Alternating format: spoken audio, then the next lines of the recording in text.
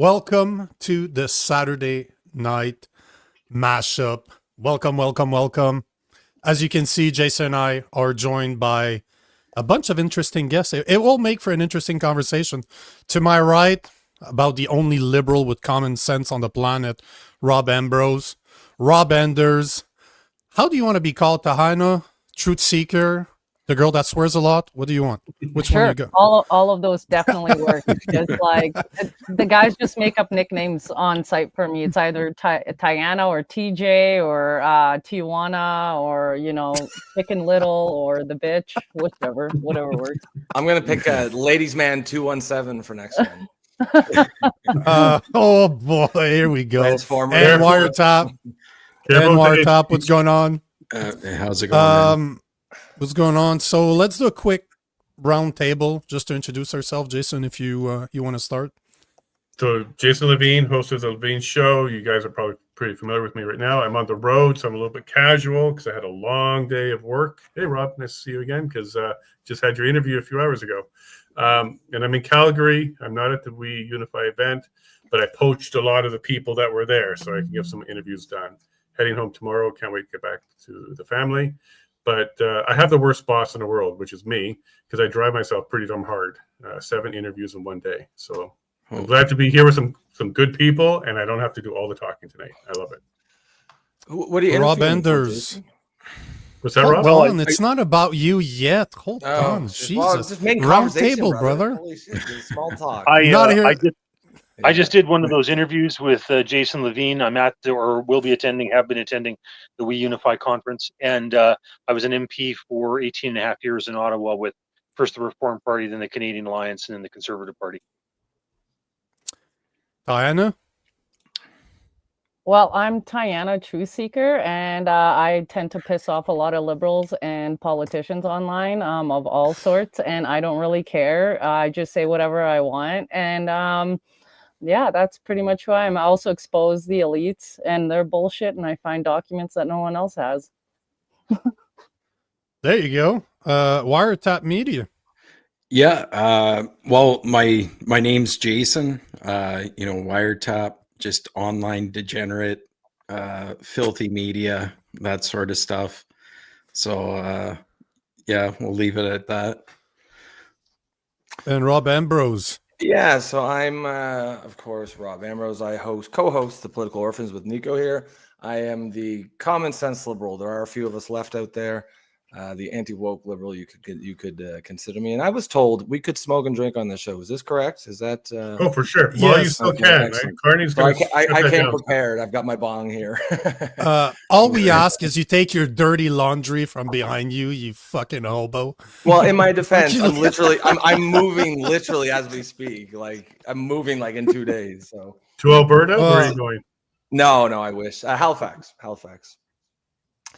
But where are you now? Yeah. I'm in Fredericton. I'm in New Brunswick. Oh, okay. The asshole of the country.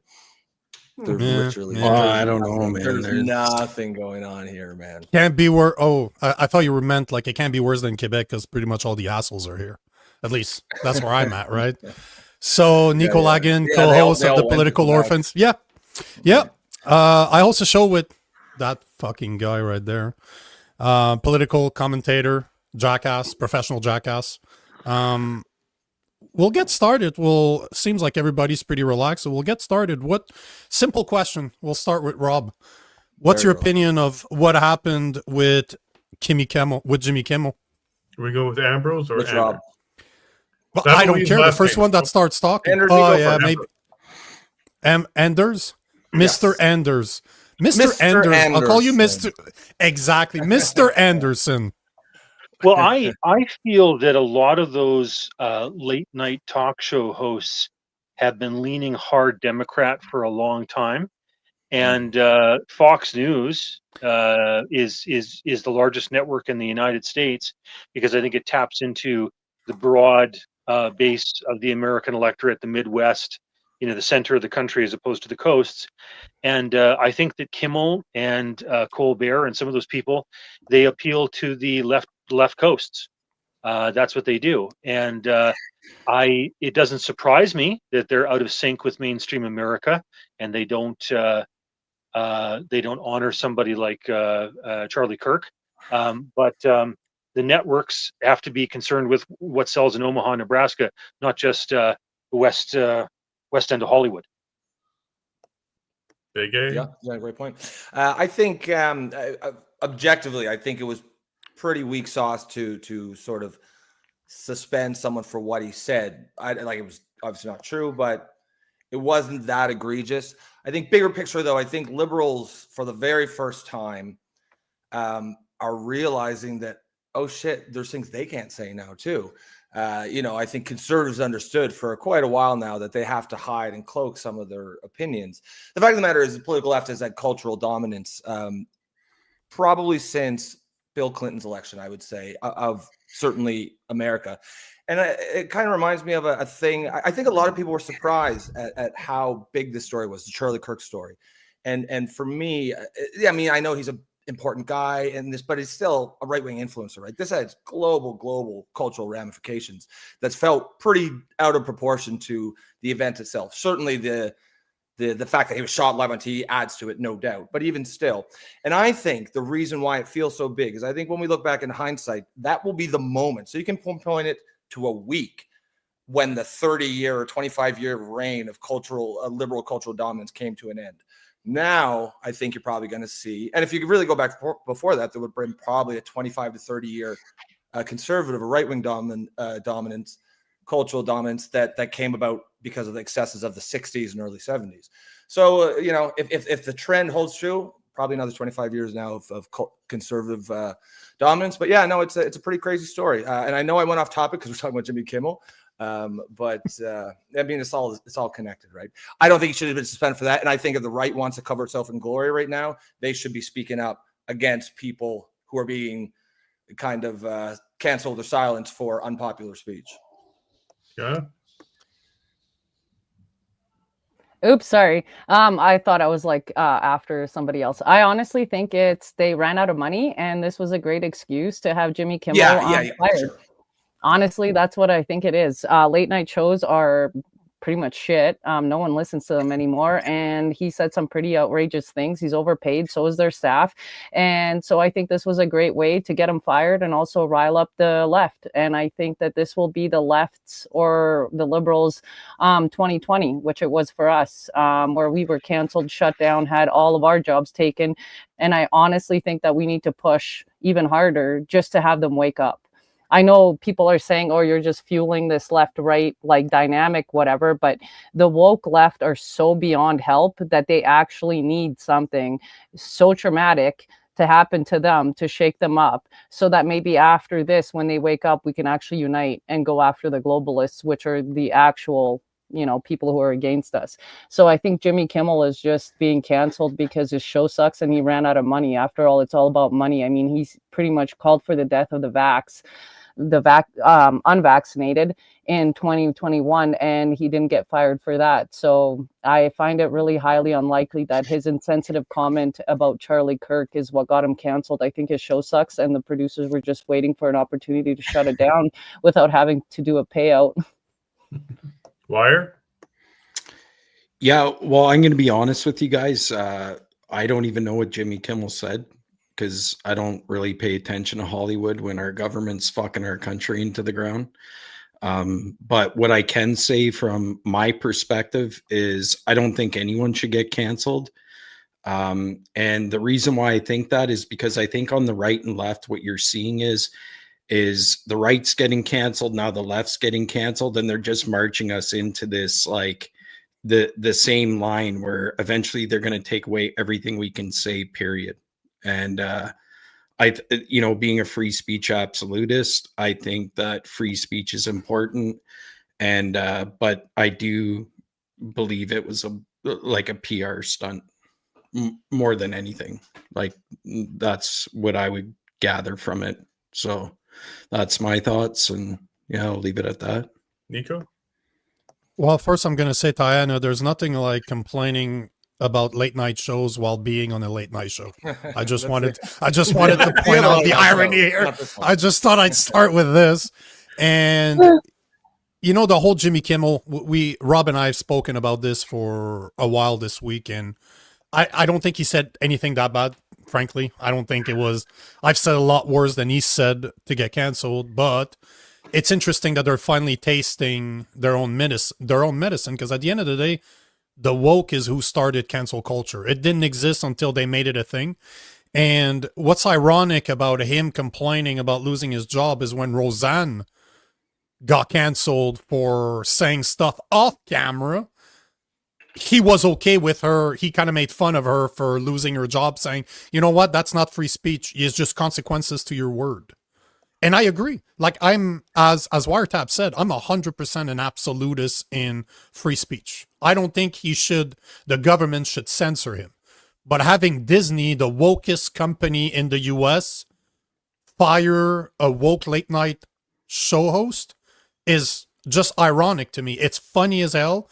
And remember, I posted about this week. Nobody cared when Don Cherry got fired from Sportsnet years ago, right? In 2019, when he said to foreigners that you guys don't respect ex-militaries, you don't respect veterans, you won't buy a poppy when you come here, you eat our honey.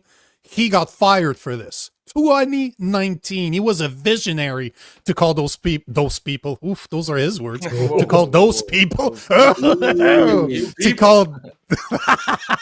But he called them out in 2019 before anybody else was even talking about this.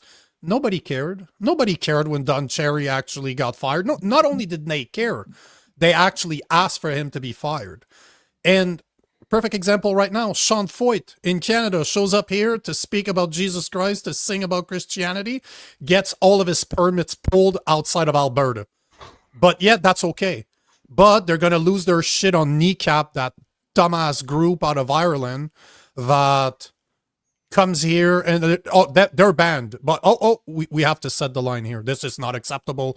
We cannot ban an Irish rap group that talks about hate every single day. But Don Cherry, it's okay. Kimmel, it's not okay. But Sean Feucht is also okay. Ridiculous, but ironical, because cancel culture didn't exist. What's the common denominator between the things that are okay and the things that are not? I'm wondering. Hate speech, my friend. I'm about to get there. Yeah, because I'm going to take a different angle on this one. I don't. Go ahead, Jason. I'm just trying to move this window now. I don't think it was the vileness of it. I don't think it was the offensiveness of it. It was the truth portion of it. I think because what we saw with Stephen King, he came out and said something that wasn't true. And that's what they're now attacking. They're conditioning us all that if they don't like, it doesn't matter if they like or don't like what you say. If what you say is not true, for example, the shooter was MAGA related, well, that's what they're coming after. Or you're Stephen King saying, hey, he called for the stoning of gay people. Well, that's not true. I think what they're doing is conditioning us for a truth department. And left, right, center, black, white, red, purple, won't matter. If you say something they don't think is true, that's where they're coming after you. And I think Stephen King was just a preamble to that, because he quickly came out to apologize. His movie bombed, and he got spanked pretty quickly. And it wasn't for the vileness of it. It was for the truth part of it. So I think they're trying to control truth and condition both sides on that side. Yeah. We'll talk about Bill. We'll talk about Bill C9 tonight, because that's one of the things that we need to address as Canadians. That bill is insanity, absolute insanity. And you're right. If you look at that bill, the hate speech bill that was dropped by Sean Fraser yesterday, I read through it today. It's not very long. It's literally like 5 pages, but I definitely want to address.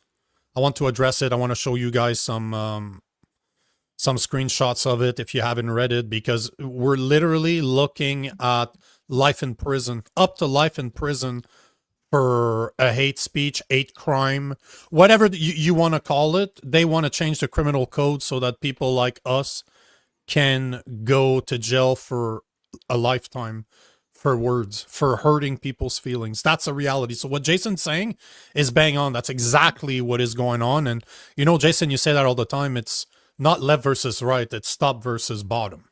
Like, it's top down, what we're seeing right now. Yeah, and I think they're conditioning all sides to understand you can't go against the narrative, you can't go against agenda. They're going to call that truth, misinformation, disinformation, and that's one more step to hate. So if the information that you're saying is untrue, and against a group, they're going to just call that straight up hate, and that's how No. they're going to connect you to a jail. But what about when we have like irony poisoning or something of that nature? Where there's, because CSIS, the RCMP, they see this as a major threat to democracy, is where the truth is being told through comedy. And where does that fall into that? Well, we've seen. Go ahead, Jason. We're just going to say we've seen in Canada with the Human Rights Commission that jokes can harm people and you can be shut down in Canada. So there is going to be no safety net of just saying it was just a joke or I'm the comic. That net is gone. And the late night hosts for the last 4 or 5 years, they haven't been comics. They've been commentary. It hasn't been funny for a long time. So even that shield, I think, is gone, Jason. So shouldn't we just go back to, because we had laws in like media laws in 2019 that Trudeau wiped out, where the media was held accountable for being honest. And in this, I think it was in the States in the 70s or the 80s, they kind of reverted like media to be entertainment. So like, why don't we just make laws around our media? Like, I think someone like Jimmy Kimmel, if he's going to do like an opening act and he's going to talk about real world events, he should be accurate and he should be held under the law. Like, that's the thing is, when we start playing this game of cancel culture, that means like people like me and you, if we don't agree on a topic, I could be canceled for something I said, or I'm going to have the RCMP pounded on my door, throwing me in handcuffs because I said something that may not have been true or not verified or fact checked, or you said something of that nature. So this is what I'm kind of wondering is, because like everything is live now and everything is out in the open, like this show here, this is just like a group of people that are chatting with one another. Where do we draw the line? Well, I There think shouldn't be. Well, there should be no line. That's where I'm going to go with this smaller government. The government shouldn't get involved in this. And that includes subsidizing and propping up media that in a free market would be gone. CBC wouldn't be here in a free market if they weren't propped up with billions of dollars. And you're talking about Bill C-39 in 2019 or whatever that Trudeau got rid of. That was the no propaganda law. Like you weren't allowed propaganda. And they got rid of that. That should have been a big red flag to a lot of people that he was doing that. But I think in a free market, CBC wouldn't survive. Because people don't like the truth. They actually wouldn't do it. So you get rid of government from media altogether. They don't belong there in the regulation, in the subsidy side of things. And when you create that dependency relationship, you don't bite the hand that feeds you. So you know who's paying your bills and you don't go after them. I'm going to throw this to Rob Anders because he spent a lot of time in the hall, 16 years, I think it was, or 6 terms. He understands how this kind of stuff works. So Rob, were you in the House at the time that Trudeau started to remove some of this? I'm trying to think if it came just after me, I think, because I was out in 2015.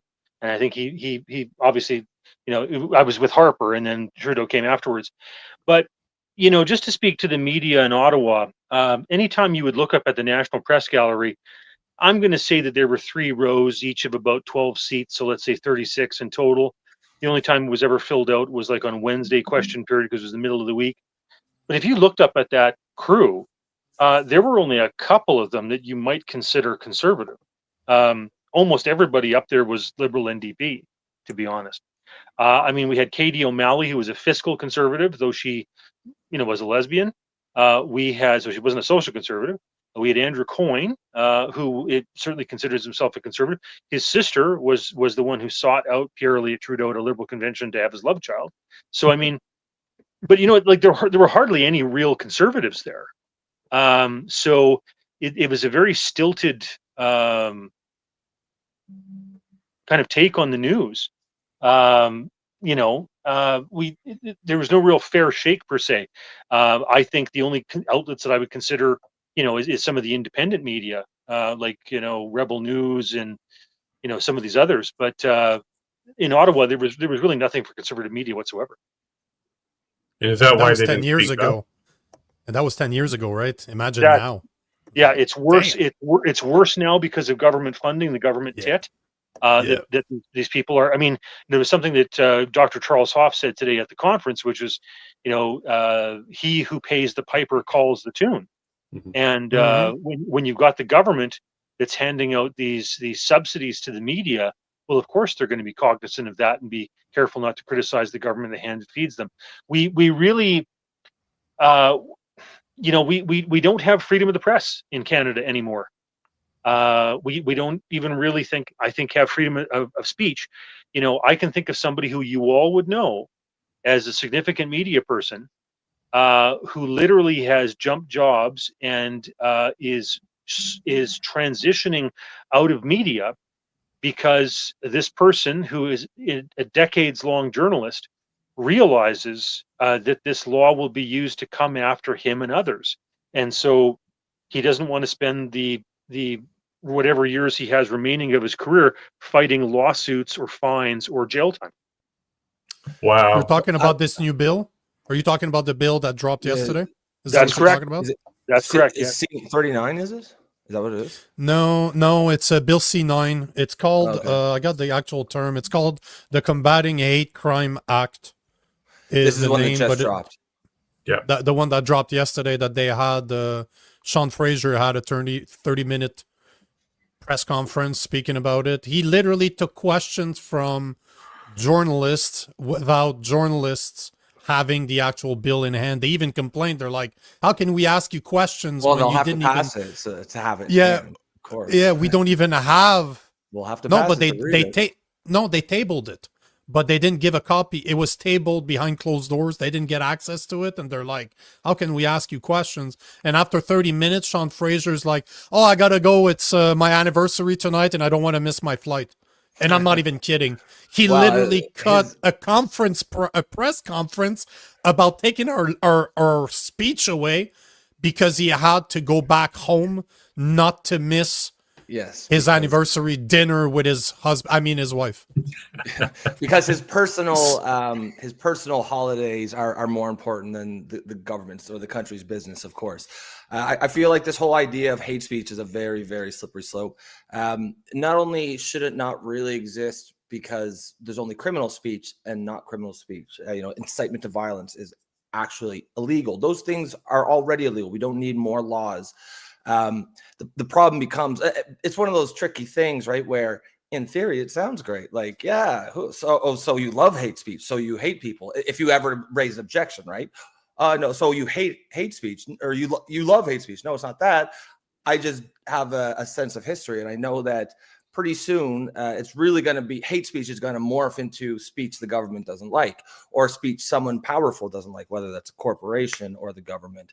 And I think WireTap Media had mentioned, going to jail for words, and there's still a large number of people who think that is some dystopian thing that could never happen here.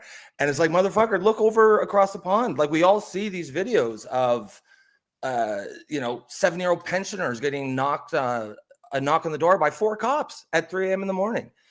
And they'll say, it looks like they're reading from Monty Python script. He's like, we're here to arrest you because you've been offending someone. And it's like, this is real fucking life. And what usually happens, of course, is that they go to the station, they get held there for 12 hours, and then they get released for no charge because it took them that long to determine that, calling someone a fanny or whatever the fuck is actually not a crime. But there's a saying we say a lot in the political orphans with a lot of this authoritarian moves, is that the process is the punishment, right? It doesn't matter. Like, they'll say, oh, well, look, we released her, no charges, no harm, no foul. Yeah. But how many people do you think will be scared into silence? Most people are weak. You don't need to cut their legs off to scare them into silence. Arrest a neighbor and bring her in for 12 hours. That'll scare them into silence, because most people don't want to do that. And most people are scared of that shit. They're like, the personality type required to do something knowing they're going to haul you down to the station is not a common one. And so, yeah, like it's the new fuck, the word fails me, but whatever, when dictators start like actually murdering their, Tyranny, yeah, it's the new tyranny where, yeah, you're not getting the rack anymore. You're just getting dragged down to the Met. But the point is, they're threatening you with a crime for offending someone, and they'll actually say it, offending someone. That's required. That's the standard in the law, is offending someone. Such a subjective theory, you could never prove or disprove such a thing, and that's the basis of the law. It's crazy, man. That's my take. Well, this law offends me, though. I'm offended by the law itself. Yeah, so does that qualify? Exactly. No, because that's the right-wing offense, right? It's got to be a certain kind of offense, a very specific offense. It's got to be woke offense. I want Diana, you want to go? Go ahead, guys. Yeah. Oh, just Diana seems to be biting her tongue for the past 5 minutes. So want to jump on her, Diana? Absolutely. So, yeah.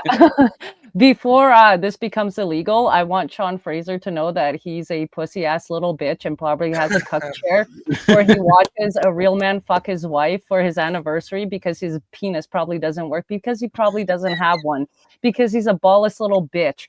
Anyway, now that I've got that out of the way, honestly, I do agree that this is a top-down issue, but who has been constantly standing up for the top? It has been the left. The left has had a complete go. So they don't realize that their freedom of speech is going to be taken away, because they can call for the death of conservatives online and not have anything happen to them.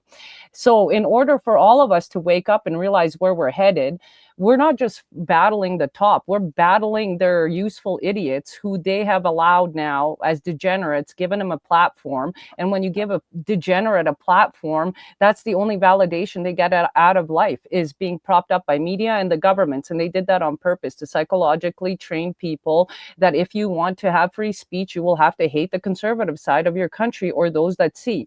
These laws aren't about free speech or hurting anybody's feelings. This is about not being able to say, hey, I see a crime happening, and the crime is the government is pretty much taking out our rights, and so that the government can then just say, oh, well, you're racist. But the good news is, because Canada's such a fucked up, pro-left wokest country, you can actually use their loopholes. So you just put on some Justin Trudeau makeup like he did with the blackface, call yourself a liberal, tell the cops that you identify as a minority group, pick an 89 gender the long way, and just play it like they did that way. I did that in 2020. I pretty much told my employee that I was a transgender and my pronouns are doctor. And now that I'm a doctor, I wrote my own note and I said, I'm not getting the vaccine. And I did that in a bunch of places and stores. And I even had a fake digital ID thing. And my name on there was Sandy Vagina. Just because no one was even paying attention to it. You just flash a picture and people are like, oh, okay. Meanwhile, I had Sandy Vagina on there and the QR code didn't work. Exactly. I don't want free speech to be gone, because that was amazing. I want to hear some more of that. I agree. Okay, yeah. I agree. So that's pretty much what it is. And I honestly think the left need to feel the pain that they have actually inflicted on us in order for them to understand what this is and how dangerous it is. Because right now they don't actually see a danger to it, because they've been allowed to talk and say whatever they want. And they're like, there's no such thing as freedom of speech. Now they're actually starting to shit their pants, because they're getting fired. They're getting evicted from their rental places. They're being ostracized online just the way we were. And they're finally starting to realize now, and they're actually talking about, oh, what if this new law decides to come in and then we can't say what we want? It's like, motherfuckers, this is exactly what we've been trying to tell you for the last 10 years. But now that it's affected you, now you're aware of it. I think we need to inflict a little bit more pain on the left and absolutely cancel the shit out of them, so that Canadians wake up and realize that your governments don't give a fuck about you. They only care about the immigrants that they're bringing in, because they're actually there to replace them. Once they're done replacing you, they will treat those immigrants exactly the way they treated us Canadian citizens right now. They don't give a fuck about anyone but themselves. And that is the one thing that the left does not seem to understand at all. And their whole thing is just sitting on a, moral virtue signaling high horse, where they're not able to reflect and self-reflect and think, oh, maybe I am the one that's causing some of this stuff and some of these issues. And so you need to traumatize people into actually waking up. That's exactly why so many people woke up in 2020. And that's why the left went back to sleep, and even more in 2020. So now if we turn that same agenda on those like fuckers, maybe it'll shake them awake, awake a little bit, so that they realize, hey, it's all of the politicians. Like, I shit on everyone. I shit on like Danielle Smith for the digital IDs that she's doing. And I find that the conservative side is much more willing to ostracize their own politicians that they voted for, which is what you're supposed to do, to keep them in check. Unfortunately, the liberals, they just vote and then they go carry on with their mindless, like, lobotomized thinking, and they just go, oh, whatever, my liberal politicians will just take care of everything. It's like, you just sometimes you just want to go full blown like asshole on them, but like there's no brain cells behind there to understand anything, so fuck them. I think we should inflict a lot more cancellations on them so that they realize what the fuck they did to us and what the government's actually doing, because they're the ones protecting the elites right now. But wasn't it Yuri Bismanoff that said that the liberals are easier to radicalize and they're useful idiots? And they're the last ones to see until the boot's on their balls or something like that. So it would make sense because that they're using them. But let's make it clear. These people that are losing their jobs, they're celebrating a death of a man. Now,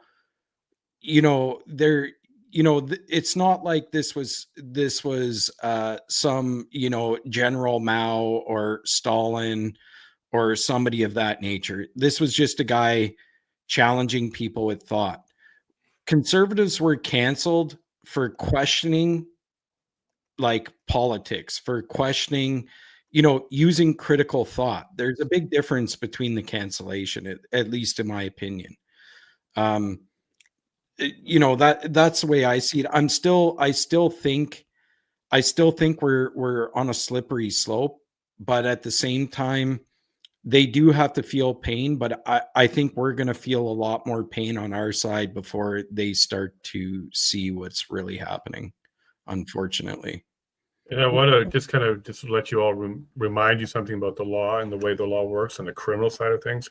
So right now, if you say something that's offensive, you end up in the Human Rights Commission. Okay, this is where they're putting you now. But if they turn this into a crime, which they're headed there now, there's a couple other things. Counseling a indictable offense is a crime. So you don't have to do the hate speech, but counseling somebody to do hate speech is also a crime. Assisting somebody who does hate speech, trying to help somebody who does hate speech. These are all now crimes, because anything that's in the criminal code that's indictable, these are all types of crimes. And we saw this with the convoy. So you didn't have to do mischief, but if you counseled mischief, you're guilty. If you're associated to mischief, you're guilty. Just being there, you're guilty. You didn't have to do it. So like carrying a trolley full of gas cans, that wasn't mischief, but you were helping the mischief. And we saw people charged criminally that way too. So moving hate speech from something that was civil before, like you can do slander and stuff like that, or we go to the Human Rights Commission. It was the individual who was targeted for that. Now it's the people around them. So if, on our show, here we are, we're having a panel. And if one person on this panel in the future does hate speech, and we said, hey, look, we just want to have a panel. Well, that could be counseling or assisting. So they're going for a really wide net here when it moves to the criminal code. So if I do a video for somebody and somebody feels it's offensive, I can then be charged with hate speech too. Okay. Yep. Oh, that's wild. That's where they're going with it. We'll check the bill if you guys want in a minute. Like, I'll bring up some screenshots so you guys have an idea. But Tyann, I wanted to say though, feel the pain. I agree that they need to feel the pain, but I don't want the pain to come from the government. Because if free speech is attacked, if the bill that we're going to talk about soon is passed, everybody's going to be under their thumb. Now, cancel culture is a total different situation. At the end of the day, I always thought that cancel culture is funny. Because if you don't want to be canceled, this is how you don't get canceled. Fuck you, I don't care about your your feelings are hurt? No problem. Here's an email address. Who was it? Matt Rife said something that insulted people. He's like, guys, you know what? I opened the department just to take your complaints, and he was sending them to a website for soft helmets for retarded people. It was the funniest thing ever. It was literally the funniest thing ever. He's like, you know what? Don't give a fuck. And this is how you don't get canceled. Oh, you yeah. you choose not to get canceled. But I'm all for cancellation. Like a guy like Jimmy Kimmel, at the end of the day, his employer used the fact that he spoke against MAGA or Charlie Kirk to cancel him because his numbers, I was looking at them earlier, supposedly they're down 37% since he started. So he's barely getting half of what he was getting before. Obviously, they're not making money with him. He's probably costing more than he's making, and they just use that to remove him. But we got to be careful that free speech doesn't mean that there's no consequences to your words, right? If you want to celebrate Charlie Kirk's death, I got no problem with that. You're the asshole at the end of the day. It's not me. I'm not the one going out there celebrating somebody's death. But if your employer doesn't like it, if the person that rents you your apartment, your house doesn't like it, and they decide they don't want to do business with you, I got no problem with that, because that's not... No, I don't want people to be stopped from saying this. I want people to feel comfortable saying the dumbest shit they can think of, because at the end of the day, I want to know who they are. And the internet is great for that. People have the tendency to say whatever they want when they don't have somebody in front of their face that can smack them around. But do you think that helped us though? Like, I think that those idiots that did that actually helped us on the right, because it pushed those people in the middle to realize how fucking crazy these people are. Wait, you know, say it again. Yeah. What do you think? Yeah, I just wanted a clarification there. Like, what was the event we were talking about? We're talking about like, so like what specific cancellation? Like if we look at the left celebrating Charlie Kirk, right? The far left, we'll say the fucking communists, right?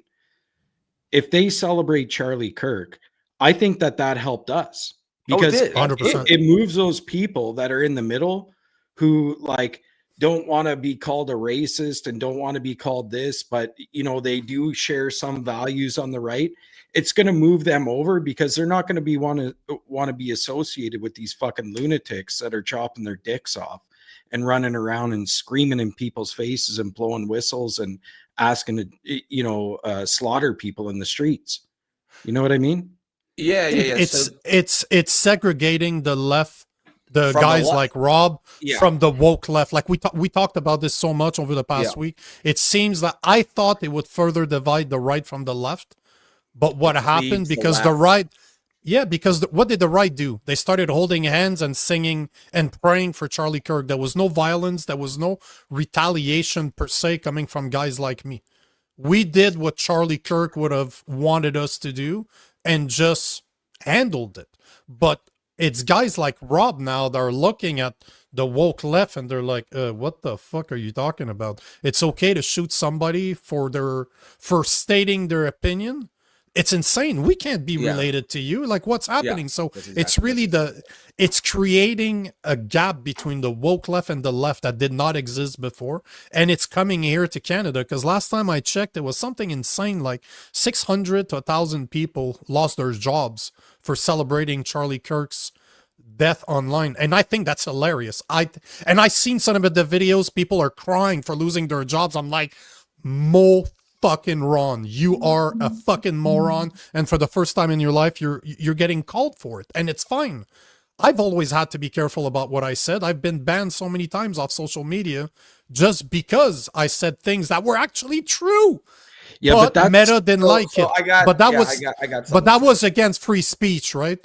Because it's the government that forced Meta behind closed doors. We learned that last year, that Meta actually was in bed with Biden and Kamala Harris.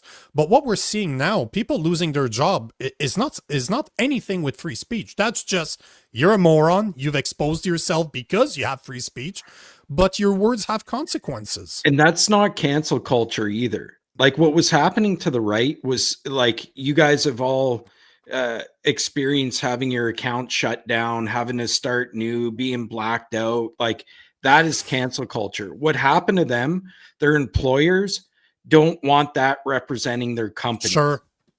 There's a big difference. There's a big difference between the two. Like, you're right. So you know, I'm gonna make a prediction here, and this goes for all the conservatives. Take it from someone who is by the most left, who has Anti-woke recently been liberal. left. Yeah. Well, I changed that because fucking the way Tahana was going off, I could tell the audience all they see is the liberal. They're like, oh, he's getting ready to come back hard, and they come to me and be like, no, I agree. I agree. I'm pretty much agree. You're always hard, right? Yeah, that's right. No, so woke is got you guys, people on the right, you guys got to be shocked by how fast woke is going to collapse. Every time I say that to a conservative, like, no, it's way too powerful, way too never happened. Think of how unlikely it would have felt to the average peasant in 1600s when they told you the king was going to be beheaded in 5 years. They would say unfucking possible, right? The French kingdom, or the king of France has held absolute godlike power for so long, it would have been absolutely impossible. But this is the same thing. You guys just think it's impossible because you've been fighting woke pretty much your whole lives. But I've been part of woke for some of mine, and I can tell you right now, it's going to collapse so fast because nobody actually fucking believes it, right? This is the thing. It is the absolute epitome of an emperor's new clothes moment. If you remember the emperor's new clothes, everybody knew he was naked, but what you didn't know is that the guy beside you didn't know that either. So you see the guy to the left and right, they're all saying what a beautiful outfit the emperor's wearing. He's strutting down naked, extremely proud of his outfit. And it took the words of a child who didn't know she had to lie to say, but he's just naked. And once she did that, the spell broke, right? Because now you always knew he was naked, but now you know that guy knows he's naked too, and that guy knows he's naked too. And instantly the emperor became naked. And that's what's going to happen with woke. Nobody really believes this shit. Nobody on the left does. Nobody thinks trans women are women. Nobody thinks human can change sex. It's polite lies, and they're all only believing it because they think the guy to the left and right believes it too. And now we're just waiting for that. Who's the child that's going to say it? Maybe it is the Charlie Kirk moment. Maybe that's the childlike, but he's just naked moment. It's a moment where not only do you know it's all bullshit, but you know that he knows it's all bullshit. And that changes the entire complexion completely when you sort of understand how group dynamics. Do you think it's the same thing for immigration? Like, that's on the chopping block. When I say if woke is going to collapse, I mean the liberal consensus on immigration is going to collapse. We're going to be looking at fucking shock that we were cutting off the genitals of teenagers 5 years ago. It'll be like the way we look at lobotomies today, right? People forget lobotomies were a legitimate medical practice at one time. The guy who invented them, which is literally just banging an ice pick into somebody's orbital bone. That's literally the procedure. That guy won a Nobel Prize, right? When we look at lobotomy, say nobody just thinks an obsolete medical procedure. We think barbarism. That's what we're going to look at with the trans stuff. For me, I think woke fundamentally is three key problems. You've got radical gender ideology, racist DEI policy, and insane liberal policies. These three issues are the ones most likely to break. Like most anti-woke liberals for me would still, like my people on the show say all the time, like, are you sure you're not a conservative? Are you sure you're not on the right? Well, no, we don't really talk about abortion, social safety nets, UBIs, role of government, progressive taxation. We don't talk about those things. But my position on those are still quite liberal. For the most part, the woke is a separate beast. It's a parasite within liberalism. It is not, it can be separated from liberalism, but it's been so ingrained in the left that so many people think it can't. They think that is liberalism. Whereas my push is more of back to a more classical liberalism on the left. And that's why I continue to identify on the left. Rather, ideologically, I'm much more close to conservatives, but I just rather make my stand here. Why should I have to abandon it just because the fucking lunatics are taking over? Okay, so I got a question for you then. Just because you're on the left, and with this Indian invasion, do you not have like a bit of a change of thought about abortion? Immigration policies are insane. No, I'm talking about abortion. Do you No. So I don't. So here's how I see abortion. Like, no, but just let me finish. Okay. If there's 40 million babies, like, because I used to be like you, I used to be pro-choice, but now I see the issue with it. And I see how the marketing has been used to kind of, alter our perception and our thinking. Yep. So do I still think the medical procedure should be available in situations like rape or, harm to the child or the mother or whatever? Yes. Yep. Okay. But if we look at our culture and our society, we are underproducing, correct? Mm-hmm. Like we have to replace our existing population with like something like 500,000 Indians a year. So has your perception changed at all with that? So it's funny because I actually haven't heard abortion couched in those terms. My opposition to abortion would be to ban it on religious grounds. I like, for me, the issue really it's just a question of when do you think life begins? Because if you genuinely believe life begins at conception, then I have no beef with your pro-life choice. I too would be pro-life if I believed life began at conception. I just don't. I just don't, right? And if we don't agree on that, then we can just agree to disagree politely, because we will never be, because we're not even talking about the same thing. So right? when do you believe life begins? Well, somewhere between Conception and birth. Probably, well, no, probably fetal heartbeat, maybe 2 months in, 2.5 months. I mean, I'm all for a strict ban after, say, 2 months or what. I like that part can be debated. I just don't think the split second a sperm penetrates an egg, that is a person, a legal person. I just don't believe that. And it's not a crazy belief to believe it, but I just don't hold it. Well, let me ask you, Rob, this and put it to you this way, because there's a difference between when life starts and when life is growing. Because I think conception is starts for sure. But what you're saying is more like viability or where something like that. Yes, like. But at the same time, at the same time, this is something I mention all the time because I'm a very pro-life individual. Like, I do not believe in abortion whatsoever. We'll argue on the 4% to 1% that has to do with rape, with incest, or something that could be problematic to the mother. But let's call it 95% for sake of argument of abortions are from healthy mothers. 95% and above. It's closer to 91, 99, but let's say 95. You know what? It is convenience. We live in a world that we are okay with sleeping around and not wanting the consequences. This is what it's become, and it's absolute madness if you ask me. But the hypocrisy that really takes the cake is, imagine tomorrow that they found a clump of cells on Mars. Every single scientist out there would be, that's it. We're not alone in the universe. We found life on another planet. But it's okay to murder clumps of cells that are living in a mother right here on Earth. It's so stupid. It makes no sense how the mental gymnastic that a leftist needs to have in order to condone murder. And I had one of the most known pro-life advocate in the world, and he said something on the podcast that blew my mind. Something like 33% of millennials are gone because of abortion. It's insane. Like a third of his, a third of my generation is gone. And it's insane.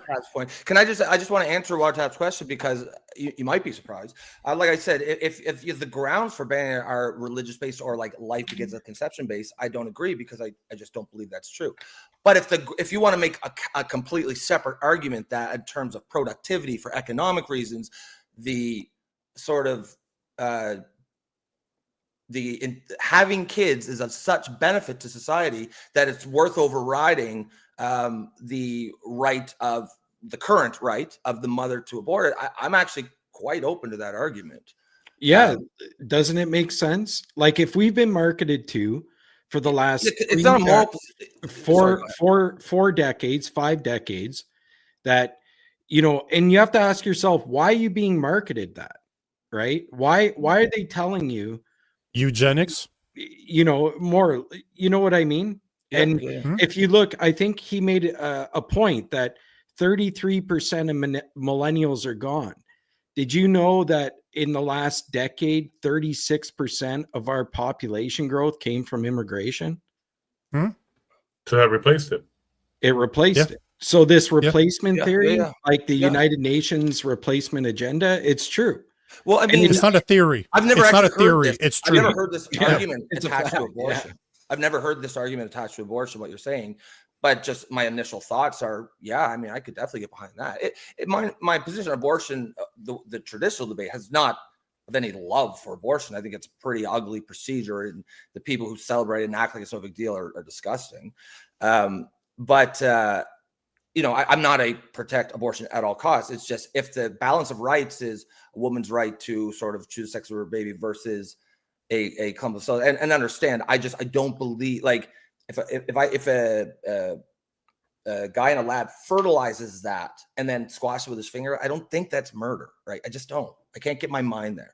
But you know, I totally agree with something like, oh yeah, a fetal heartbeat. Like, basically, I need some justification. Fetal heartbeat sounds right to me. If I had to just go time wise, I think 2 months. Like, I'm not or abortion absolute. 20 weeks. 20 weeks. I can be down with that. I think that's fair. I think a reasonable amount of time that a reasonable person might not know, which really a month, maybe 6 weeks is really pushing it, that you wouldn't know. I just don't argue. I know some people say, oh, I didn't know I was pregnant, I shit in the toilet. Yeah, I don't know if I buy that. That just does not compute with my understanding of it. But again, I'm just mansplaining at this point. Yeah, Diana, you want to jump on this one? Yeah. Oh yeah. Yeah, I was going to say, yeah. Okay, so I'm about to. Okay, She's been itching. So I am one of those 4% women that can't have kids. So I was on birth control put on by my doctor when I was young, and I didn't know the actual repercussions of it. And I had 2 brain bleeds. So I can get pregnant, but I will die during pregnancy and 100% die during childbirth. So being told that, you really have to be careful. So now I can't go on birth control, and I'm not allowed to get pregnant. So I understand abortion when it comes to medical reasons only, right? But because I knew my condition, I made sure that didn't happen. And I was very careful and all of that. You know what I mean? Like, I took responsibility for my own body so I wouldn't have to kill a child because of my own neglectfulness or whatever. It's a personal responsibility. Then you have women who have completely lost the ability to feel anything for children, because what you guys don't see is a lot of things for women on women's algorithm is being pushed. Oh, if you're a mother, that's lame. You know, if you're a boss babe, and if you're powerful, and if you act like these men. And then you also have a lot of women who come in and go, hey, my husband or boyfriend of 7, 8, 10 years abandoned me when I got pregnant. So now women see this, and now they're even more scared. So this isn't just a woman, like, everyone needs to start taking responsibility. If you get someone pregnant, it's 2 people. It takes 2 people, and it takes an act, right? The only time that's not a thing is during rape, consensual, you know, rape. That's the only time that I could see, you know, the hardships of which way a woman would go. That's not mine to make her choice. That's her to make her own choice, right? However, men need to start being men, responsible for their own lives and not acting like bitches. And women need to stop acting like a bunch of fucking men, because we've been pushed to act like men. In all situations, to be able to afford things. Then you've got the government on top of that putting pressure of not being able to afford children, not being able to, you know, stay at home as a mom to raise your kids. Now the state is raising your kids, TVs are raising your kids. Everyone needs to start really looking at the situation from a personal point of view and taking responsibility as a human being to bring another human being into this world. You also, as a woman, need to sit down and ask yourself, am I ready to have a child? Am I mentally fit? Am I, you know, in a situation like this? Isn't, you know, people use having kids like it's something that you just do. And then they just let these kids just run wild, like with no parental supervision. It's just, here's a TV, slap some like chemicals in that kid's face to calm them down, not realizing that you are raising a completely different human being. That means your life will change, both as a man and as a woman. You know, men need to step up a little bit to help with child raising. Women need to realize, hey, this is a huge deal that I'm making. And I think we have devalued life to the point where everyone's just out for themselves. We have no unity. We have no family unity, you know, and it is now you're getting like the stupid mixed messages from like these trad wives, which also pisses me off, where they're like, just trust your husband, just sit at home and cook. Don't have a brain. It's like, shut I up, don't know. man. I agree with that message.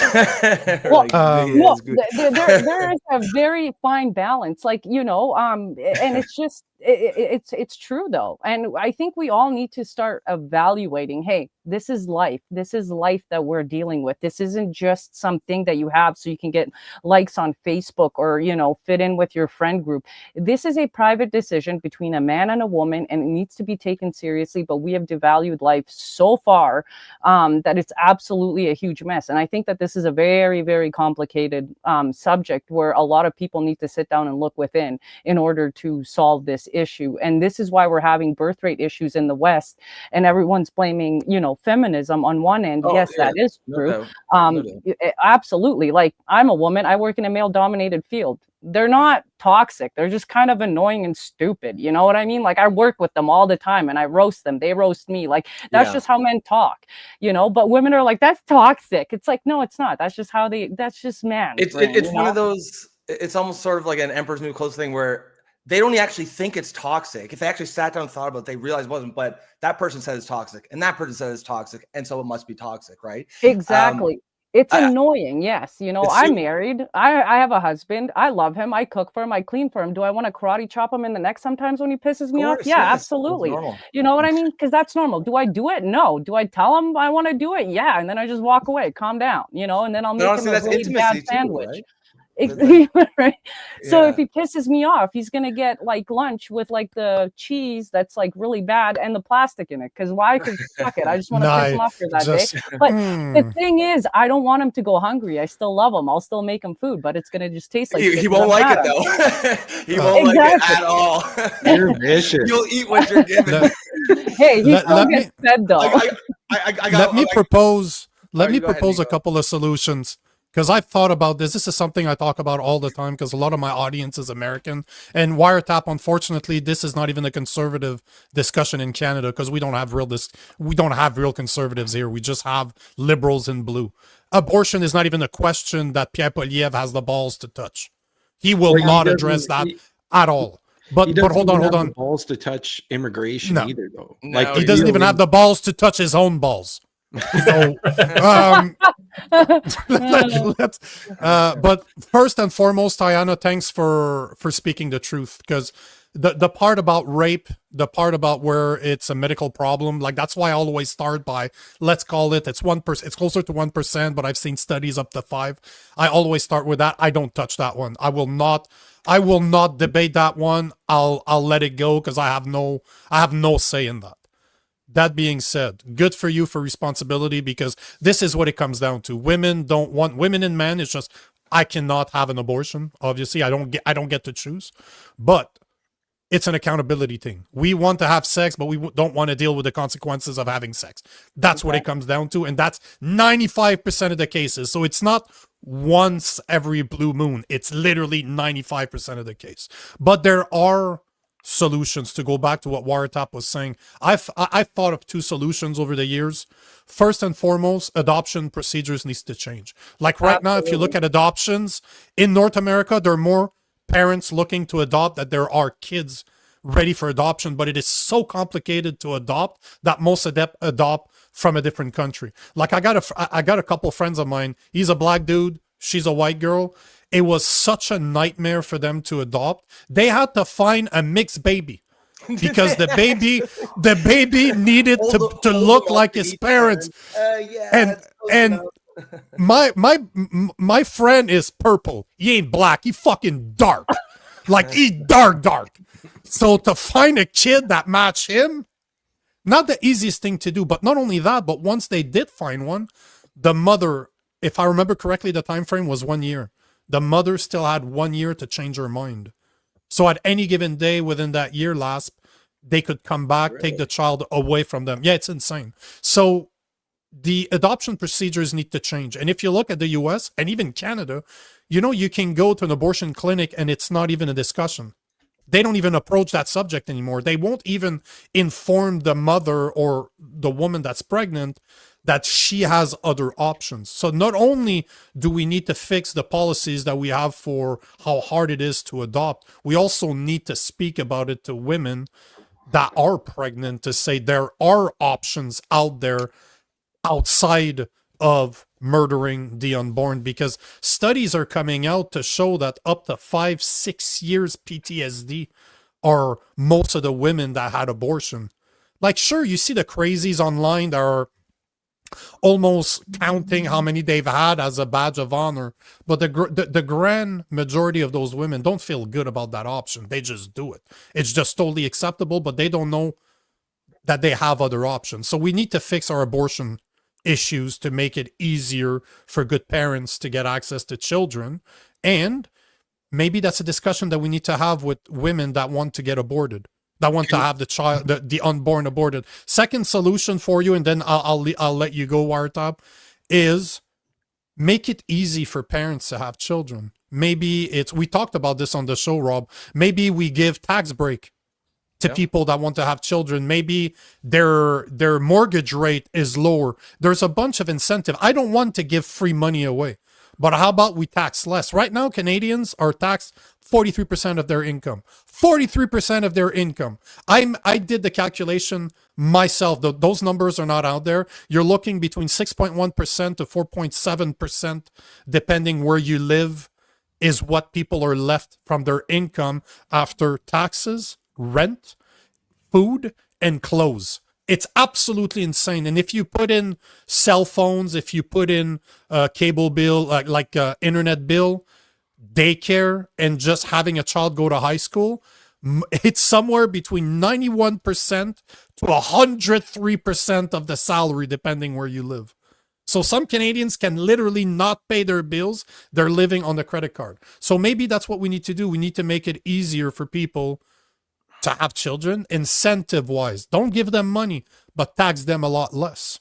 Something that before we jump there, I just wanted to just give everybody a heads up about Rob Anders.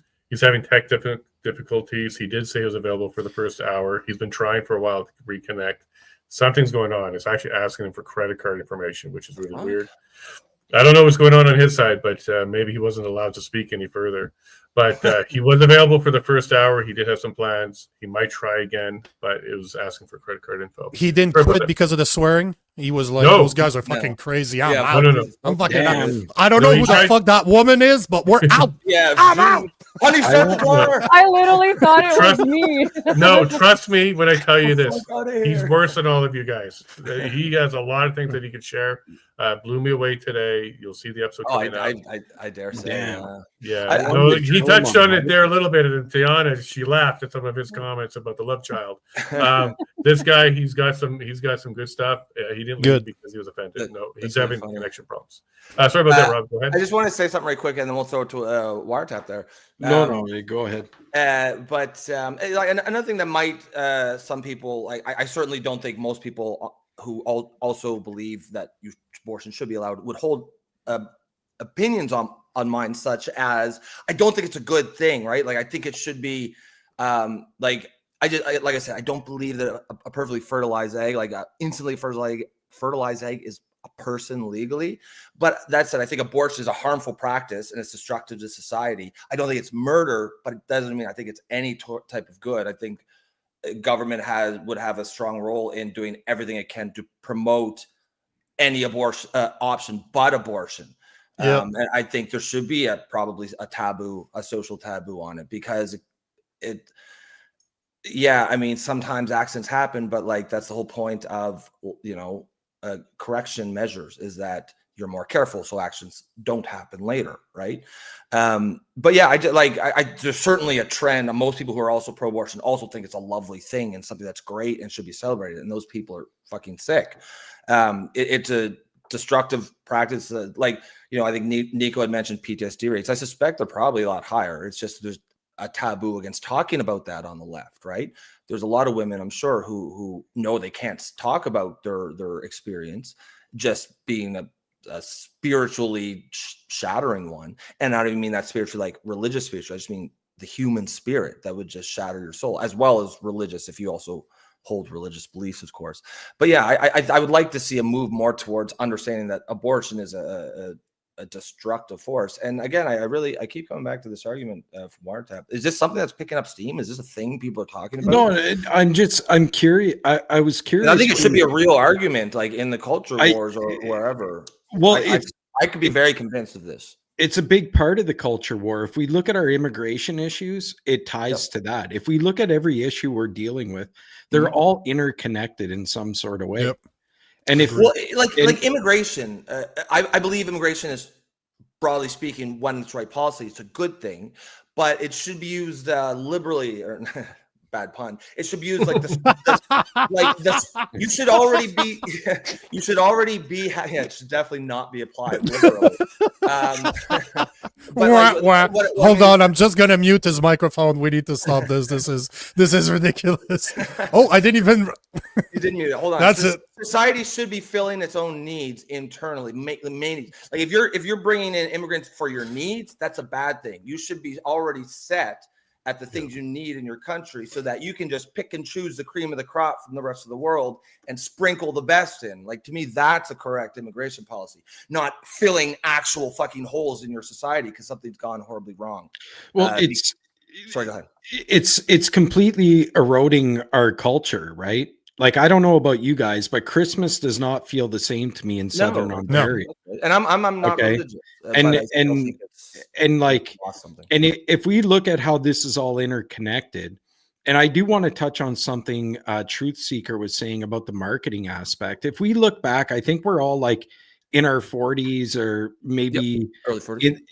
Early 30s. Tiana's like 25 though. That's really rough of a comment you just made there. What a I'm just kidding. I'm just kidding. I don't know what. Thank you. I appreciate. I'm 39. I'm getting up there. Like I've lost the ability to give a shit anymore. I don't give a fuck.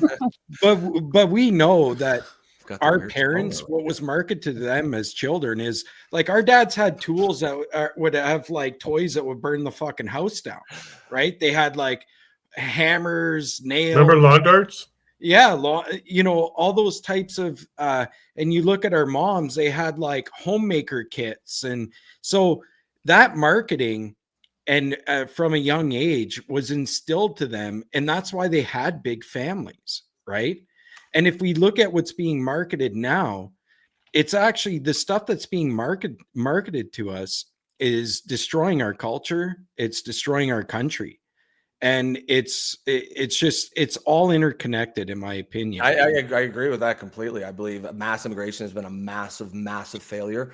Multiculturalism, like when I was growing up, multiculturalism did seem to work, right? The people that came here seemed to actually want to be here. They loved the country. They may have been from countries that did not share their values, but they personally seemed to share our values. And the left, of course, shuts down any reasonable criticism of immigration policy by calling you racist. That's it. That's all I have to do. And everyone's terrified of it, right? It's obviously bullshit, because how can we fucking land at the correct policy on any issue if we can't even talk about it? The problem with mass immigration is not the color of the skin of the people that are being brought in. It's their cultures are fundamentally different. They are not being pushed to assimilate, and they are being allowed to congregate in basically enclaves that become societies within society, and it fractures society from the inside out. So I completely agree. Immigration policy. Do you know what I see? This is what I see. I see us being guilted into turning over our country to people that have no interest in our culture and our society. Absolutely. And they're going to outbreed us because they have no problem living 10 families in one house, right? And what they do is they just jump and they buy the neighbor's house, they buy the neighbor's house next to that, and they keep going, right? Because they live in these communal groups. You got to remember, these people are coming from like dirt, like sandcastles. So to come here and experience like think about this. We got all these homeless people on the streets all over Canada. These are Canadian citizens that are kicking Canadians out of the low income housing. Yeah, and they're disenfranchised, but yet we're paying immigrants to come here, and we're giving them $200 a day plus hotel fare. Yep. Like, why aren't we taking those people off the streets and giving them a place to stay, getting them cleaned up, making them productive members of society, getting them off these SSRIs. These are the important things that we need to start implementing, but we keep forgetting. It's like we're being guilted, and in the process we're losing our country. And we have to start we have to start coming together as Canadians, as like they say nationalists, like we're post-nationalist state. Like they say that nationalism or being a nationalist is a bad word. It's not. Like there's nothing wrong with being a nationalist, right? It's putting your country first. And that's what Canadians need to start doing. We need to stop like aiding and abetting this bullshit. And we need to get serious. If we look at organizations like the Canadian Anti-Hate Network, like they're so ingrained in our institutions. They have their talons into our worker unions. They're pushing their communist ideals through their work toolkits or their booklets through our school systems. It's getting way out of control. And the truth is we're all asleep at the wheel, because in reality, we were just as bad as the Liberals at one point, as we thought like everything was great. Like our country do you mean conservatives? Conservatives and liberals, like I think for like 2 or 3 decades, we just thought that like, okay, well, everything's kosher. You can, you get a job for $25 an hour. A loaf of bread's like 89 cents, and a carton of eggs is $2, and you didn't have to worry about it. But now we're at a point where a loaf of bread's $5, and a carton of eggs is $9, and it's boiling frog syndrome, right? We didn't notice it, even though we lived through it. No, that's not true, though. Some that's of not us true. I mean, no. I'm talking about like broad consensus. Of course, there's always noticers, right? There's always but on the left. But the thing is, the problem is we blame the left for a lot of the problems that are going on, like the past 10 years of terrible, terrible liberal policies that have literally destroyed Canada. Yeah. But at the same time, we talked about this, Rob, many times. I can blame the liberals all I want, but the conservative didn't do shit. We don't have real conservatives in Canada. Nope. The leader of the Conservative Party is literally, I had a buddy of mine, because I spent a lot of my time in the US, in Alabama, one of my bros. I'm like, could you tell me which political party that guy represents if I don't tell you? Democrat. Yep, that's it. That's the leader of the conservative, motherfucker. So that's the point. Like, Pierre Poilievre is not a conservative. He simply isn't. We have a guy like Maxime Bernier that's being called far right. I'm like, motherfucker, I'm a lot more right than he is. I'm a lot more right than he is, and he's a far right. Are you kidding me? Like, are you kidding me? That guy's somewhere in the middle. So my point is, we let this happen, and we're still letting it happen right now. And this is one of the biggest problems we have in Canada. People support Pierre Poilievre like he's a conservative. There's a cult movement. As much as we like to say that people that condone Mark Carney or Mark's Carney are fucking in a cult, they're crazy.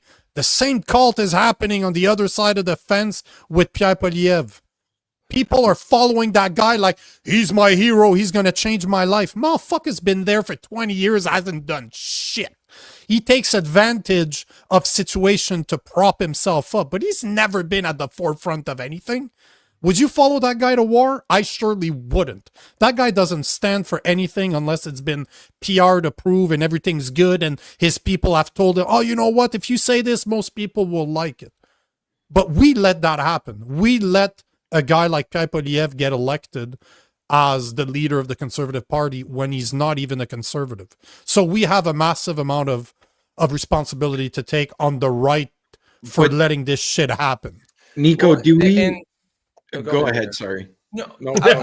Okay. I was just going to quickly add, and I feel like we almost want to decouple I agree with Nico's point, and that's almost a big picture one, but that came out of the immigration debate. And when we're talking about immigration, I think we want to decouple this from kind of right-left politics, because I think, as WireTap said, this is just destroying the country. That should not be partisan, right? If something is destroying the fabric of the nation as a whole should be pushing back against this. Like the immune system of the society should be activating and repelling it. And I, you know, we've talked about this on the show a lot. One thing I always find weird is like, yeah, immigration. I think it was kind of getting more and more levels, higher and higher levels all across the West. But in 2020, something happened all across the West. If you look at the charts of like every single Western nation, Canada, US, Germany, UK, Australia, France, they all shot up like in substantial, statistically significant levels compared to all the previous trends. Why did that happen? Across the West, and with no public buy-in, nobody ran an election on this. Like if you want to run an election on open borders, mass immigration, and then you win, I would say fair play, clearly, you know, assuming the election's fair, but I think that's a whole other discussion. But clearly society wants that, but that's not what happened. It just, you know, it reeks of backroom deals and then. Well, how they skirted around that was through the global compact at the UN, right? As the UN ran and, you know, part of their agenda 2030 was a climate immigration system because these deserts are going to get hotter, so these fucking people need a place to go, blah blah blah blah blah. And then what they turned around and did is they wrote a universal immigration program for all the Western nations. Yeah. And then they felt trying to make a law. Yeah, so it's just like signing something like the Convergence Treaty on Refugees or something. Yeah, like the convergence program with the World Economic Forum, right? Well, you know, the blended finance system where we're turning around and giving money, we're taking in money from corporate shareholders and they're combining it with our public dollars. And we're turning into like this blend of communist fascist state where we're not even going to own public infrastructure in Canada anymore.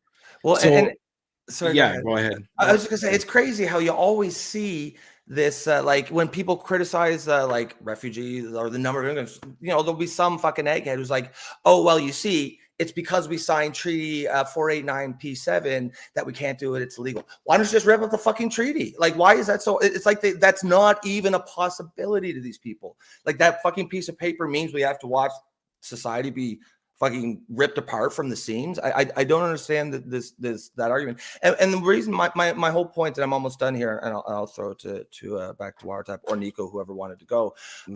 Or not to Jason. Not to Jason. Sorry, I shouldn't even gotten down that road. Now I gotta say everybody. You have to be inclusive. You look at the UK. They had fucking Brexit specifically to limit immigration, and immigration shot through the roof right after. So when you say like, you know, the conservatives should be doing conservative things, well, yeah, they should in an abstract, but the conservative parties are in on it, man. They're not going to stop it if they get elected. Like this has to be looked at as a social wide problem that is probably can't be solved by politics. It has to be solved by culture. Mm-hmm. You know, what's happening to Charlie Kirk, like what happened to Charlie Kirk, I was describing earlier, the gap that's being created between the common sense liberal and the woke. This is what needs to happen. Because I know people like Tayana has been talking about this shit forever, and I'm screaming about this shit every single fucking day of my life. I have no air left.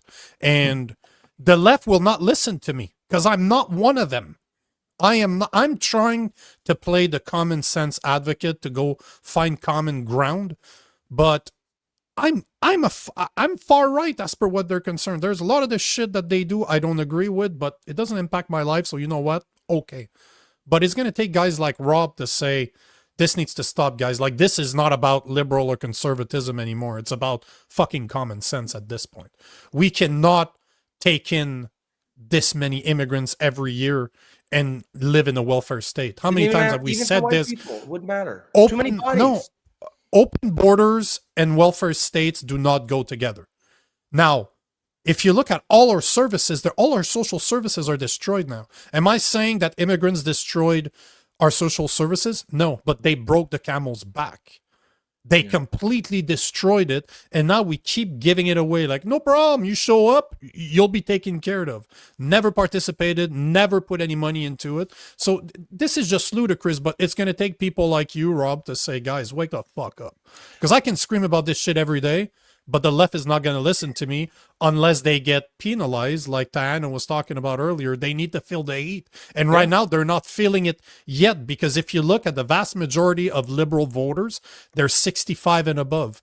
The food banks of Canada came out to say that 1 out of 4 households, it's 25.5% of Canadian households, are struggling to afford daily necessities like food. If you take the 65 and plus, I did the calculation, the real number is 1 out of 3 household. Because if you look at the 65 and plus, there were only about 19%. You know, there's a study that came out 2 years ago that just showed that if a unexpected expense of $500 came, 1 out of 4 people couldn't afford to do it. So if you remove the people that are voting for Mark Carney, that keep on believing that Canada's the same country they grew up in 40 years ago, those are the people that needs to be educated, but they won't listen to me because they fucking don't like the way I talk to them.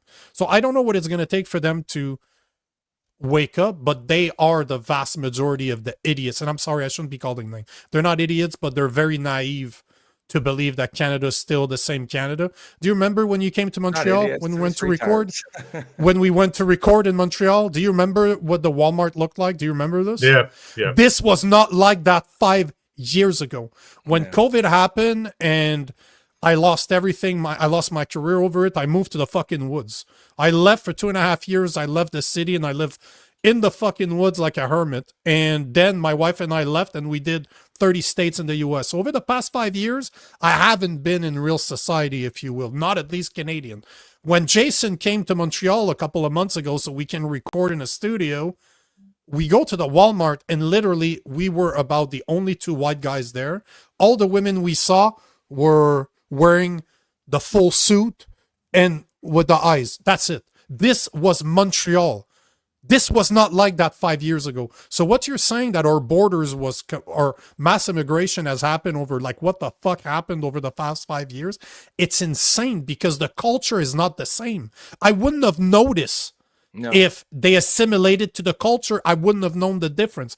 But you know, when you looked as a white guy, when you look to a feller, to one of the black guys there, you're like, you're Canadian, right? You like Canada, right? Do you know how fucked up that sounds in my head? I was looking at black guys. I'm like, hey, we're the same, right? We're the same, right? Hey, we're Canadians. It's increasing domestic race relations. That's the only. But they're also. All I'm saying is just a perfect example. When Jason came, I'm like, bro, I don't know what the fuck's happening here. I used to work around here. What the fuck is this? So. But their culture. Let me answer that one. Oh, sorry. Because I want to share an experience that I had in that Walmart. There was actually 2. One, Jesus, I wasn't part of that experience. I'm walking away from that one. Yeah, there was a person that got caught shoplifting, and there was a lot of people that came with that person. And this was an older gentleman, obviously. Had a lot of people with him, and they were trying to kind of get him out of the security situation. So I watched that, and you're used to seeing like kids trying to steal things, but this is not the situation. There was a bit of a swarm of thieves. The value is different. Maybe. And then one of them wanted to establish dominance on me. I'm just standing there waiting for Nico to go get the water or whatever he was doing. So I'm waiting by the exit. So the way he was trying to establish dominance is slowly walking towards me, backwards into me, and trying to push me back out of the, and I was off to the side, but he was trying to push me out of the way. So I gave him one of these, and I said, no, you're not doing that. And he gives me this look and then kind of realized it's not going to work and then walked away. But why in the world are they trying to, and Nico's not wrong, we were the minority in that group. I was being pushed out. I understand the game that they were playing there, and I stood up to it. Because I'm not going to take that. They're also like they're incompatible. Like understand that. Indians ingrained into them, and I'm going to say this: they are taught to defraud us, rip us off. Like this is ingrained in their DNA. Muslims, they're told like when they say Islam's a religion of peace. No. Like their religion specifically tells them to lie to us. Blatantly lied to us.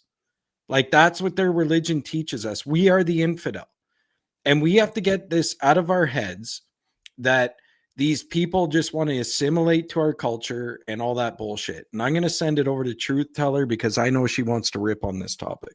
Yeah, please do. Oh, okay. So I was an immigrant in Switzerland. I was in a refugee camp, and in that refugee camp was a bunch of like Bosnians, Serbians, Croats, Albanians, Kosovo. There were Syrians, Iraqis, like you name it. And I honestly would have sent 80% of them back my fucking self while I was in there. I'm not even kidding. They committed crimes. They literally told us they were committing crimes. They told us they were stealing. And so when the Swiss people were like, hey, you guys are all garbage, I could see why they said it. I could see why they were racist.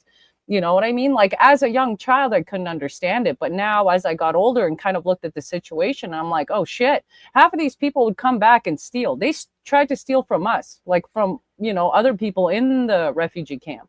And the first refugee camp was a bomb shelter under Switzerland. So you had like just a line of beds, of double beds, only like a blanket between you and the next person. And they would steal and they would be proud of that. And, you know, the Swiss trying not to be racist because that's what they taught them. Don't be racist. Oh, well, you know, let's go easy on them. Don't go easy on them. Fuck them. Honestly, most of these people are coming in that are bottom of the barrel. And there are a mix of good people, like my family and a bunch of other families who didn't want anything to do with that, who just got caught up in the mess. And that's exactly what they're doing with the open borders, is they're allowing families in who are normal, who want to get away from like the war, who want to get away and actually have a better life. But it's being accompanied by a bunch of people who don't give a crap about your culture, about your country. They don't want to assimilate. They're just here to take advantage of the socialist system.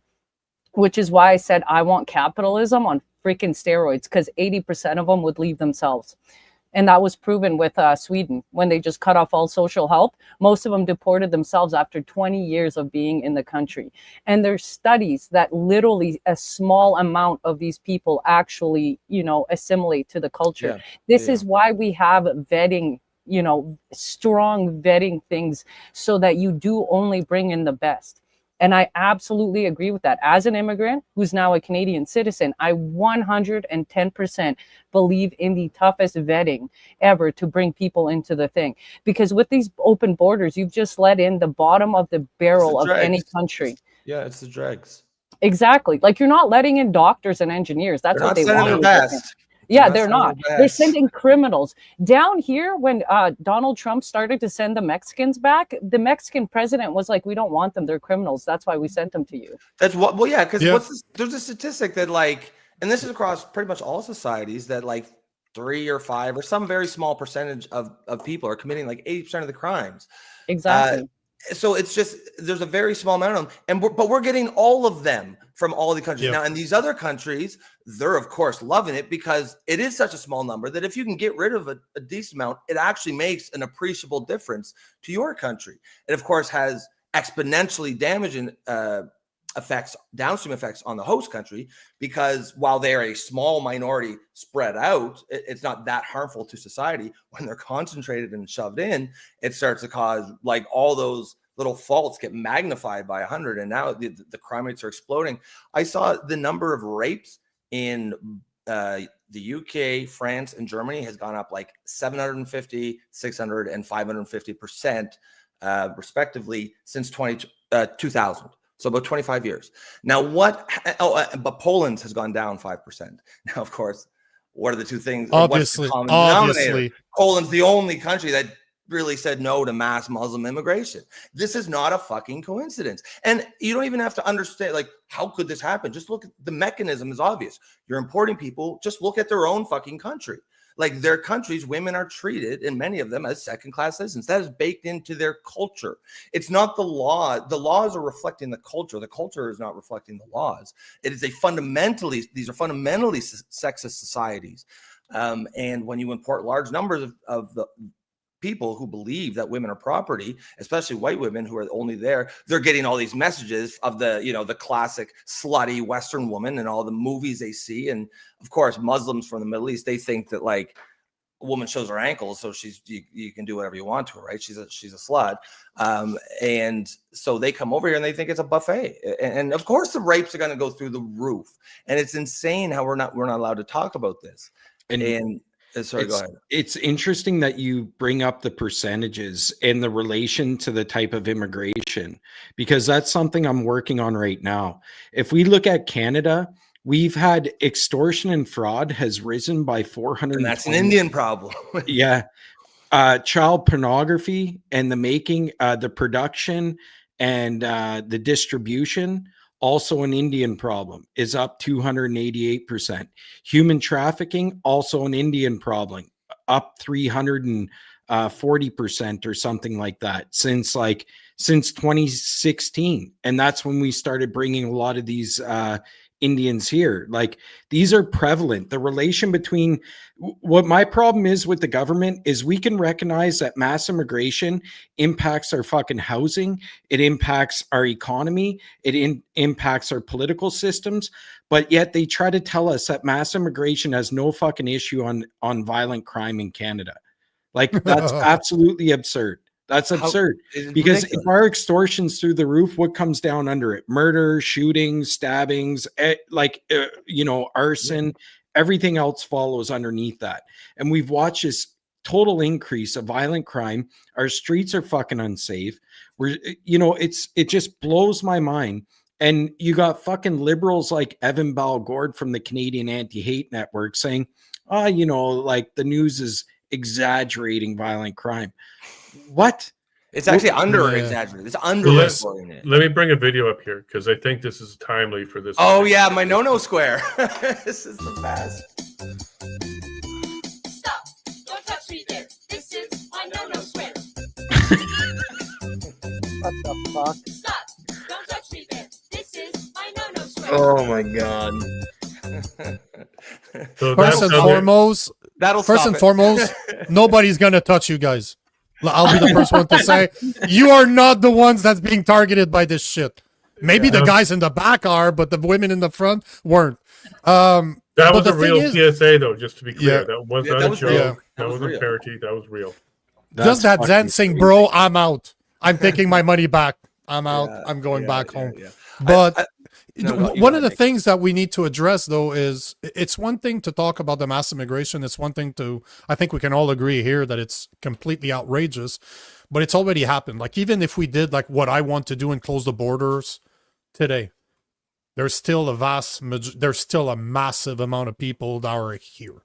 And one of the things, I'm a Christian, I'm a conservative Christian first and foremost, and I do not understand how Muslim values connect with Christian values. Yet, I'm part of a group on Fridays, like a lot of big names in Canada are part of it.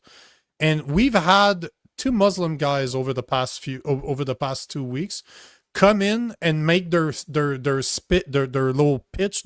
pitch saying that there is a way for Christians and Muslims to live together in the same society. And we're going to have one of them on the show on Wednesday.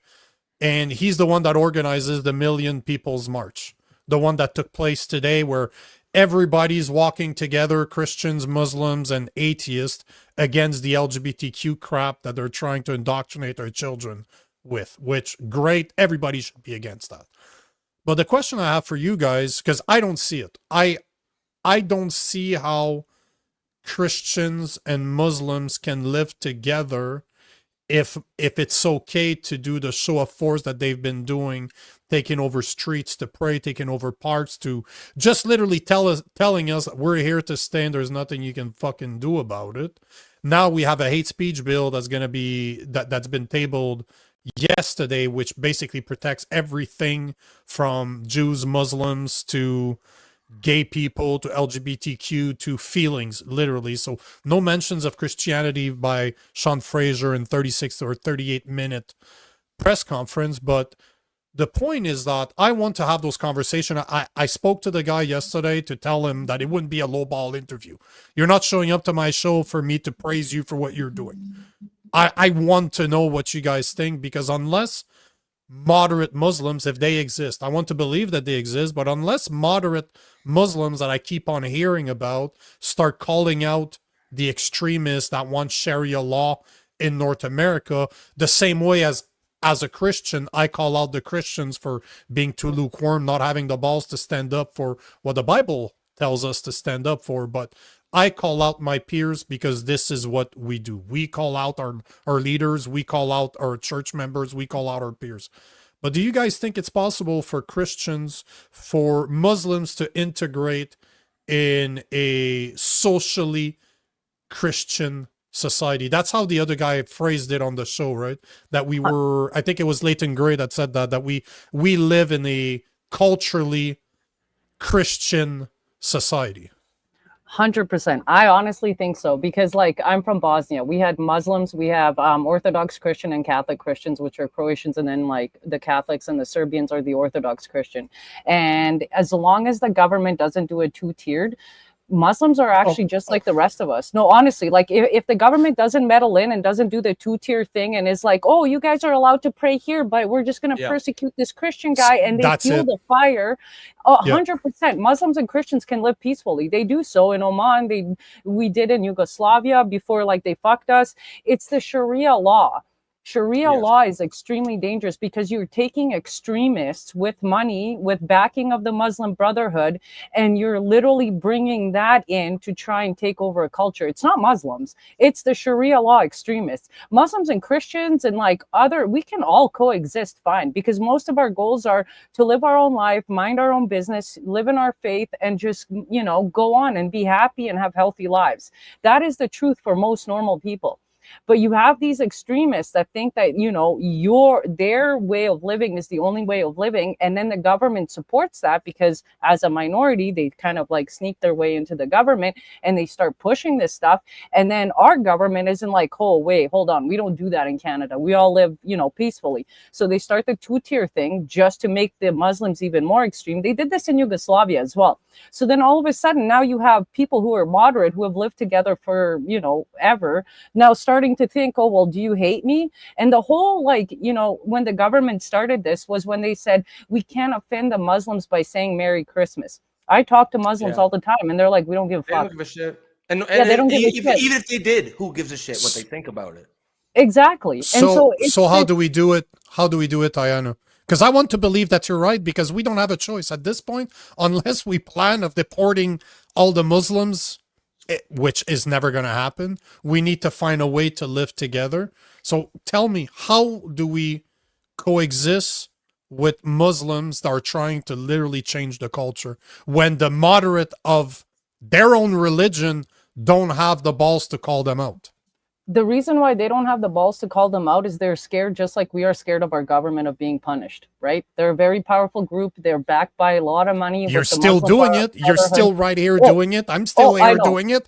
Can you name me one Muslim influencer, one Muslim content creator right now in Canada that is talking against the extremists of, because I can't find one. There isn't one in Canada, but there is one in the US who's talking about it. So there are Muslims who see it, and eventually either they will lay over and do it. They've done this to Syria. They did this to Lebanon. They did this to Iraq. The Sharia law, like these, I don't know their sect or Husis or whatever they are so extreme in their Sunnis, they're so extreme in their beliefs that they will push anyone, and they love the liberal mind because the liberal mind is so open. And I'm just telling you right now, there's enough women out there who are absolutely unhinged that if you try to take away my driver's license of my own fucking truck, I will light this motherfucker by myself and I'll start the crusade myself.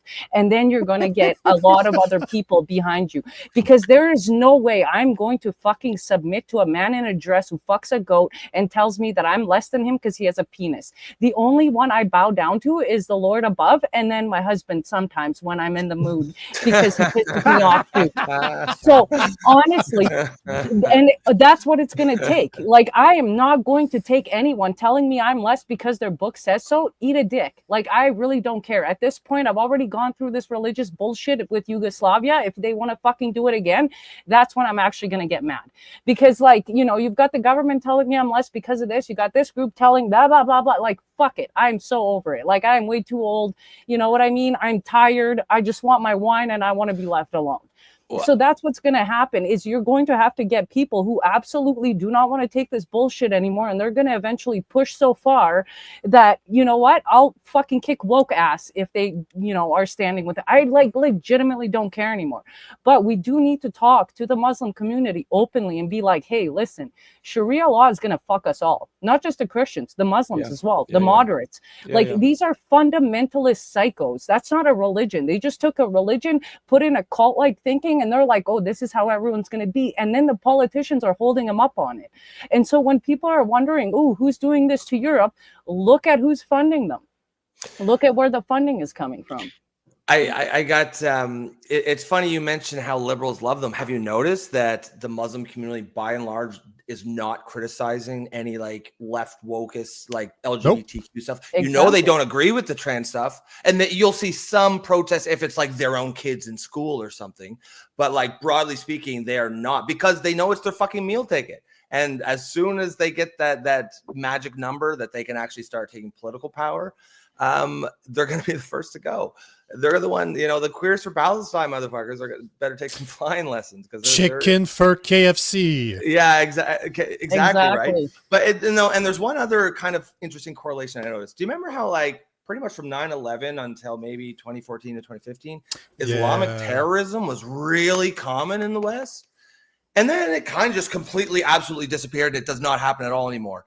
Almost exactly the same time as massive amounts of Muslim immigration to the West started occurring. So it almost makes you wonder if, you know, I'm not a conspiracy theorist, but maybe try this one on and see how it fits. What if the guys because everyone knows Islamic culture, especially in the West, emanates from the mosques, from the imams, right? And that's why, you know, we all know moderate Muslims. We all have met them, but they have no sway, no influence whatsoever within the Islamic community. Because what was the expression, bullet or the vote or the bullet? You know, remember, or the ballot. They say it all the time. Bullet or the ballot. Yeah, and it's because the imams who are spreading the culture, who many times are the ones either funding or directing these actual attacks in the West, they're just said, hey guys, why don't you hold off now? Because, you know, what would, like right now at the same time as we're sending all our brothers from the Middle East to the borders, what they don't want is a bunch of Islamic terrorist attacks, because then there actually will be political will to close the borders to Muslim immigration. They want those borders as much as possible open, and because many of these guys are the ones who were directing the attacks in the first place, they're also the ones who are stopping them. Yeah, let me jump in because I want to kind of get us back on track on a oh shit, you're still there. Yes, yes. Because Anti-Hate Network came up a few times with WireTap, and we haven't talked about Antifa being designated a terrorist group, but not in Canada. And I think these are going to become major problems, especially with this hate bill that's coming into place, because I think Antifa is going to be, they're going to feel justified, even though apparently they don't exist. They're going to feel justified to stand behind the shield of this new hate law. And Canadian Anti-Hate Network, let me share a quick story with you. When I was running for Parliament, I received an email from them. And they said, hey, in 12 hours, we're going to be publishing a story about your abortion stance. Can you clarify for us why you think women should be forced to carry babies? And you see how they framed it? So I gave them a response, which is very close to what Nico's mindset is. And I guess I didn't get frustrated enough with them. I didn't attack them because suddenly it went away. They didn't publish the story about me. They didn't respond to me. Oh, they didn't get the goods. Could be, but I was a candidate for the federal election, and they framed it like, can you tell us why you're for forcing women to carry babies? And like, wow, like I can see where you're going with this. But this is the Canadian Anti-Hate Network, which creates hate, and they participated in creating this bill, along with the Center for Hate, Bias, and Extremism. Yeah, which is Barbara Perry. Three abstract theories, like none of them are concrete. We have people like that who is the ones who are behind these bills. She helped co-author Bill 63, and I guarantee you her fingerprints are all over this because she listed Christians as a extremist group. That's why they're not protected. Everybody else is protected, but that one. I wanted to actually go to Wire on this one because him and I have a lot of the similar posts lately. It's about, guys, you got to pay attention to Barbara Perry, Canadian Anti-Hate Network, these groups, and then Antifa, because they're becoming a bigger problem now. Yeah, well, first, I'm going to give you my speculation on Antifa in the United States. I don't think Canada is going to list them as a. Not a chance. They're gonna play this as like an attack on democracy, and they're actually gonna open the borders to these fucking lunatics, and they're gonna give them asylum. That's what I think. That'd be Okay, wild. that's I agree. that's my perception on that. But I think the head of the snake is Barbara Perry, Canadian Anti-Hate Network. These people are very dangerous. And the reason why they're dangerous is because they're putting their communist manifestos inside all of our institutions. They're, our unions. If you go look at community, so what they've done is they created this strategic pyramid. And what they have is at the top, they have like themselves, and then they created localized community or localized hate groups, and it's under the Community Solidarity Flagship. And so they have a chapter in Ottawa, they have one in Toronto, Hamilton, one in Winnipeg. And then through that, they built other strategic partners through the Council of Canadians, which they're very connected to the worker unions. So now all of their teachings, all of their communist bullshit is being filtered into the workers unions. And like you take I have a family member, he's works for Canada Post.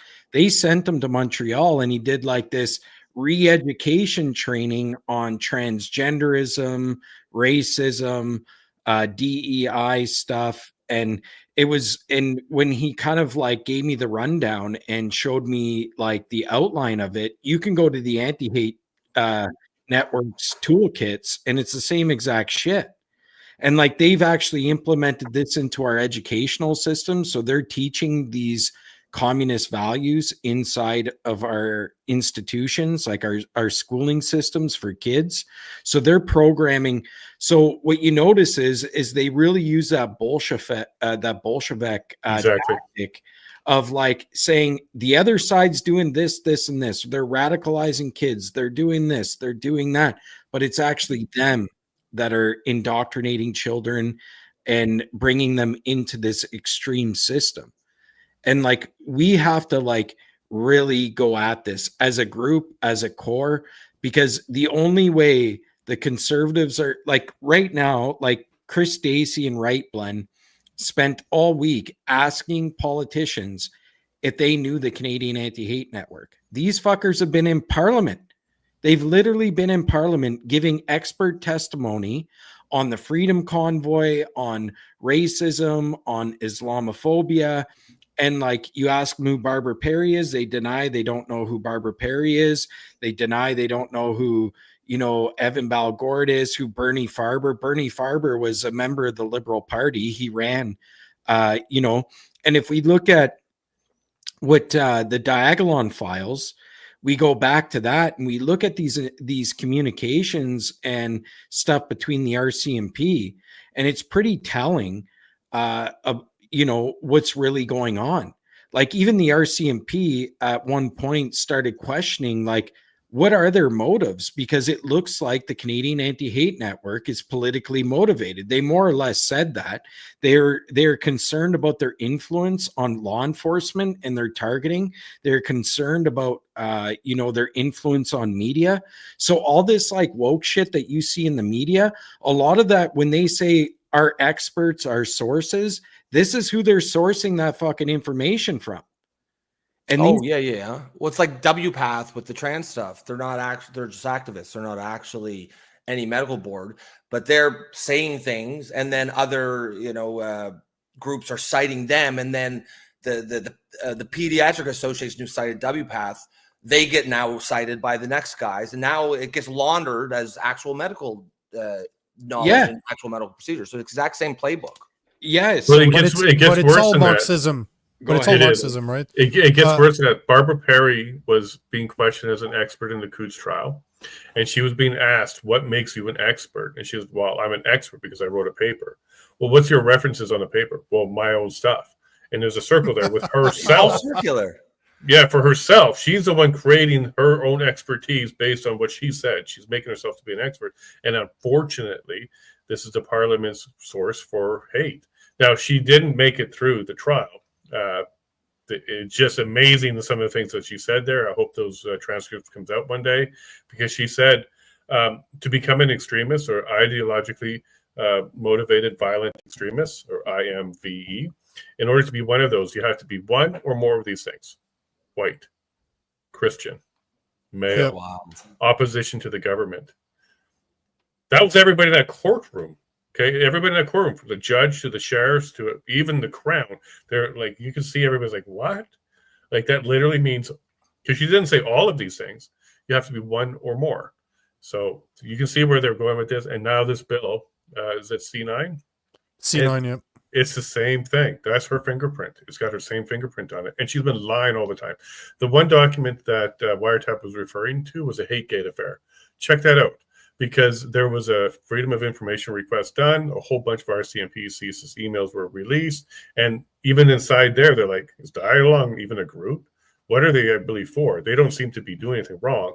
And there's people pushing the Canadian Anti-Hate Network. Yeah, but they say that. And then I'm going to kind of land on this one. The bail hearing for all four men in the Coots trial, it had two sources brought by the Crown: Canadian Anti-Hate Network report on Daglon and Vice report on Daglon. Both of them were debunked. So the Canadian Anti-Hate Network one was debunked by the Hategate affair, and Vice Network went bankrupt. And in their bankruptcy documents, they listed themselves as entertainment, not news.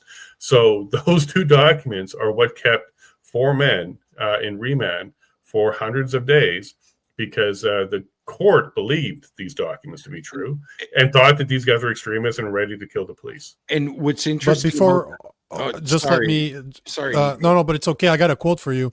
Accuse your enemy of what you're doing as you're doing it to create confusion. That's Projection. Karl Marx. That's Karl Marx, the father of Marxism. And what you're Yeah. seeing right now, everything that's happening to Canada is Marxist 101. That's why I call Mark Carney Marx Carney, because he is a fucking Marxist. He has a massive boner for Karl Marx. And, you know, it's not surprising that they're going after Christian, because what is the number one thing they do in Marxism? Remove God from the equation. Mhm. Once God is removed from the equation, replace God by the government. And then what do you start doing? Remove men from the family.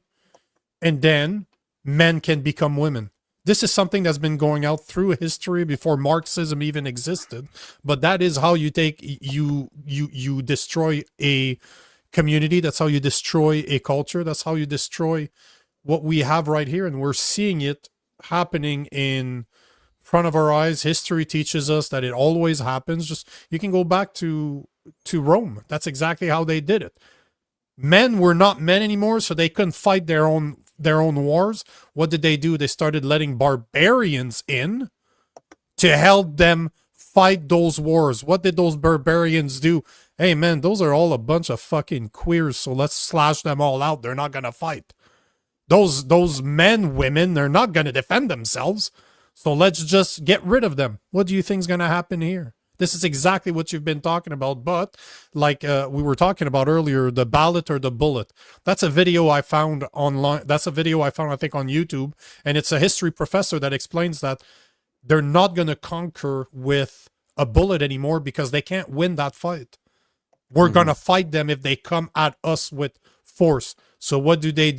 They use woke ideology. They use the left to infiltrate society, to get protected under those DEI crap, under inclusion, and then they get a two-tier policing system like we have here in Canada, where they're protected, where did you see that podcast of two police officers that worked for the Toronto police, where they had a podcast on Toronto police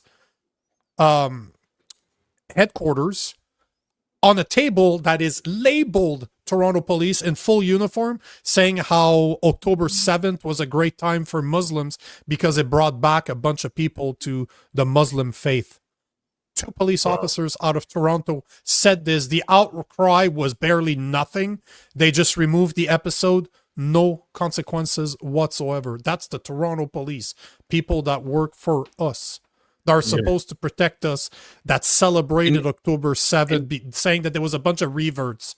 And who? Because but do you know that expression, reverts? Did you know that we are born Muslims, and when we are not Muslims but we become Muslim again, we're just reverts. We just go back to our natural state, and that's a term that they kept on using in that podcast. I'm like, what the fuck is happening here? Do you know who opened the door for all that? That was the Canadian Anti-Hate Network that campaigned for that stuff, like for Islamophobia.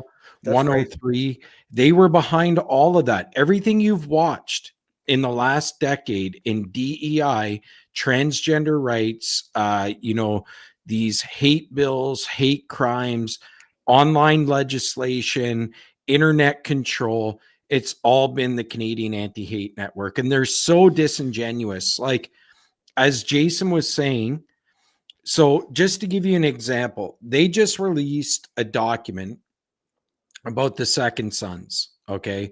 And we all know that the Second Sons have now gone further right. But in retrospect, if you look at that document, they are using outdated information, but yet they want to convince the public that they're coming in good faith, because they got a snippet from a OPP police officer who was not privy to the RCMP's final assessment because they blacked it out at the POEC, right? But Jeremy, when he went through his legal process, it all came out after. So what that blacked out part said is that Diagolon wasn't a threat. They're not an armed militant group. They have no organization. They're just a joke. But yet Evan Balgore just writes a whole report and uses that snippet from an OPP officer when he knows these Hategate files are out there. And he says, if you look at what this officer said, they are a violent, motivated extremist group. And then he talks about, in that interview with Rachel Gilmore, he said, you know something? He's like, I always got these right-leaning independent medias reaching out to us, asking us, and, the reason why I don't respond to them is because, like, we report in good faith. And I know that they're looking for an I gotcha moment. And they're going to just try to sue me. Well, that's exactly what the Canadian Anti-Hate does to everybody. Richard Warman brings almost anybody to court who criticizes the organization. And Richard Warman, and here's another thing for your online hate stuff. You don't even know that it's not generated by them.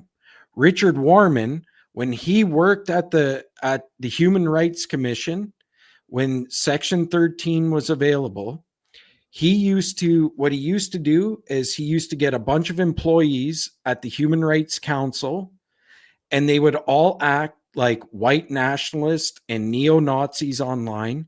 They would bait people into making racist remarks, and then they would sue them. And that's why Harper abolished Section 13, is because he was abusing it.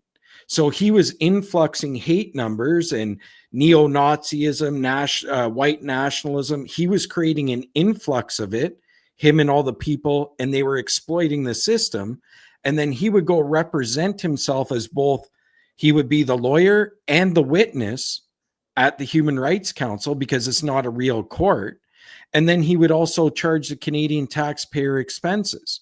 Now, there is a rumor, and Ezra Levant brought this up in a testimony, that he has been suspected, him and other members at the Human Rights Commission at that time, were actually hacking people's IP addresses so that it would trace back to Muslim people when they were attacking the Jewish community.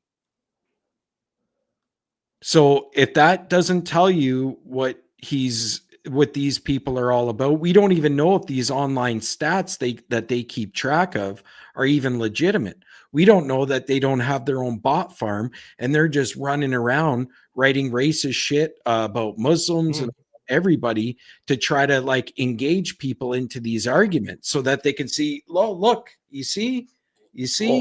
And this is the slippery slope of so-called hate speech legislation, right? A crime is a crime is a crime. If you're spray painting anything on a religious building, that is a crime of vandalism and should be charged with.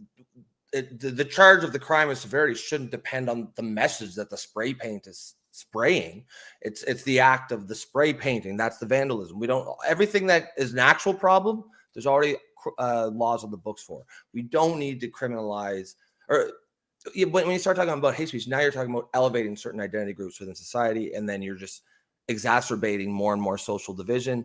One of the things me and Nico often debate about is we kind of both agree that things are fucked up and there's a lot of shit going on. It's hard for me to believe that this is being done intentionally by our government and our leaders. Obviously, you can imagine how Nico feels about that. But at the same time, like, I do have eyeballs and a brain, and I'm not quite there yet, but I acknowledge that if you flip the question around and you started with, if they were doing it intentionally, what would it look like? It's pretty much what we see. Let me give you an example then, Rob. And hold on, Jason. I just want to address, story. but I just want to address something because I've seen that post many times. Tiana had to go. She works on the rig site. She got called up. She left. She was tired of these douchebags, so she went to hang out with other douchebags. Oh yeah. No, just Rob. We kept on texting. She's like, "Are you sure he's a dude?" It's like, yeah, is this gay guy beside me? What's his deal? Go ahead, Jason. Yeah, I'm gonna have to answer the door soon, so I may have to pop off because my dinner's gonna be soon. I think we're gonna close her, but yeah, go ahead. The show's done either way, right? But let me put a cherry on this, because for Rob's statement, I can't believe that they're doing this on purpose to destroy us. Like I was telling you about how these guys were held in bail, without bail, the Coutts trial. So all this information was given to the bail judge. She made her decision. They tried to get it overturned. She made the same decision based on those documents. The trial judge never saw any of those.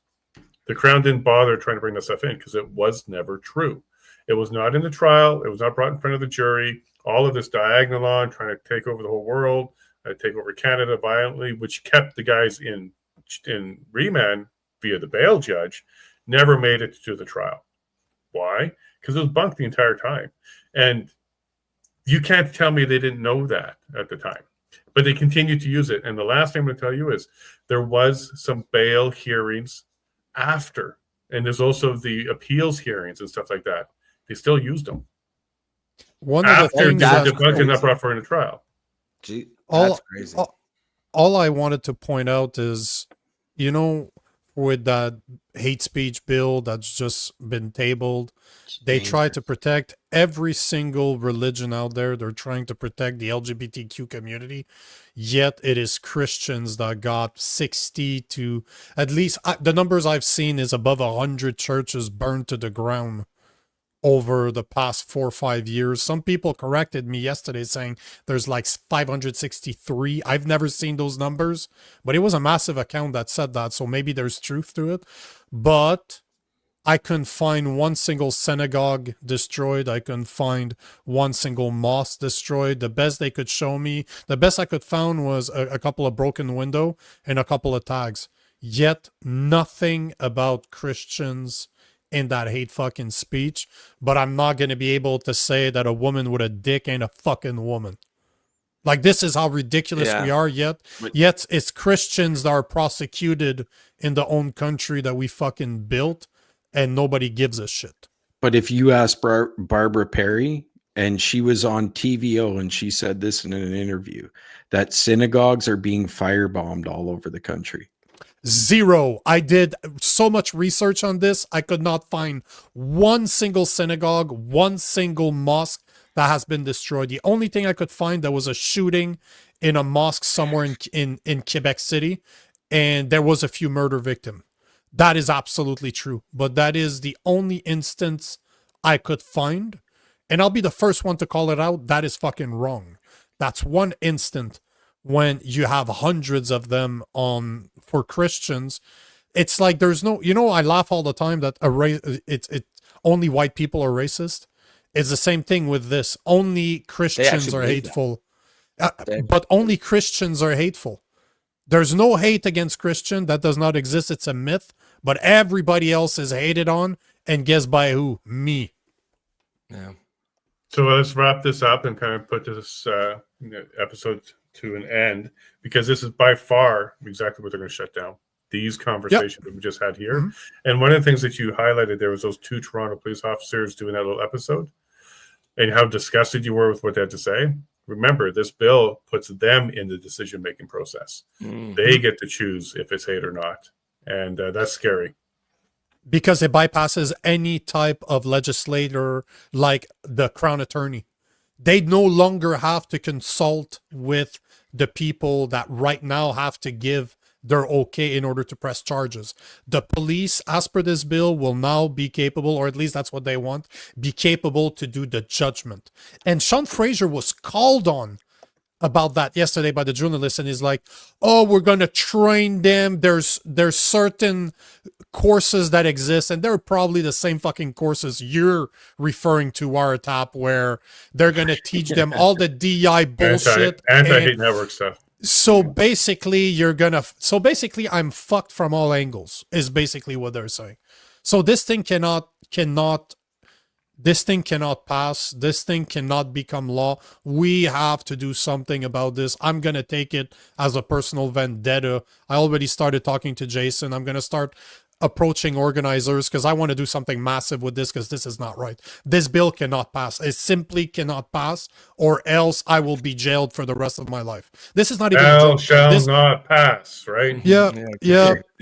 I'll grow a beard, although I can't, but I'll grow a beard.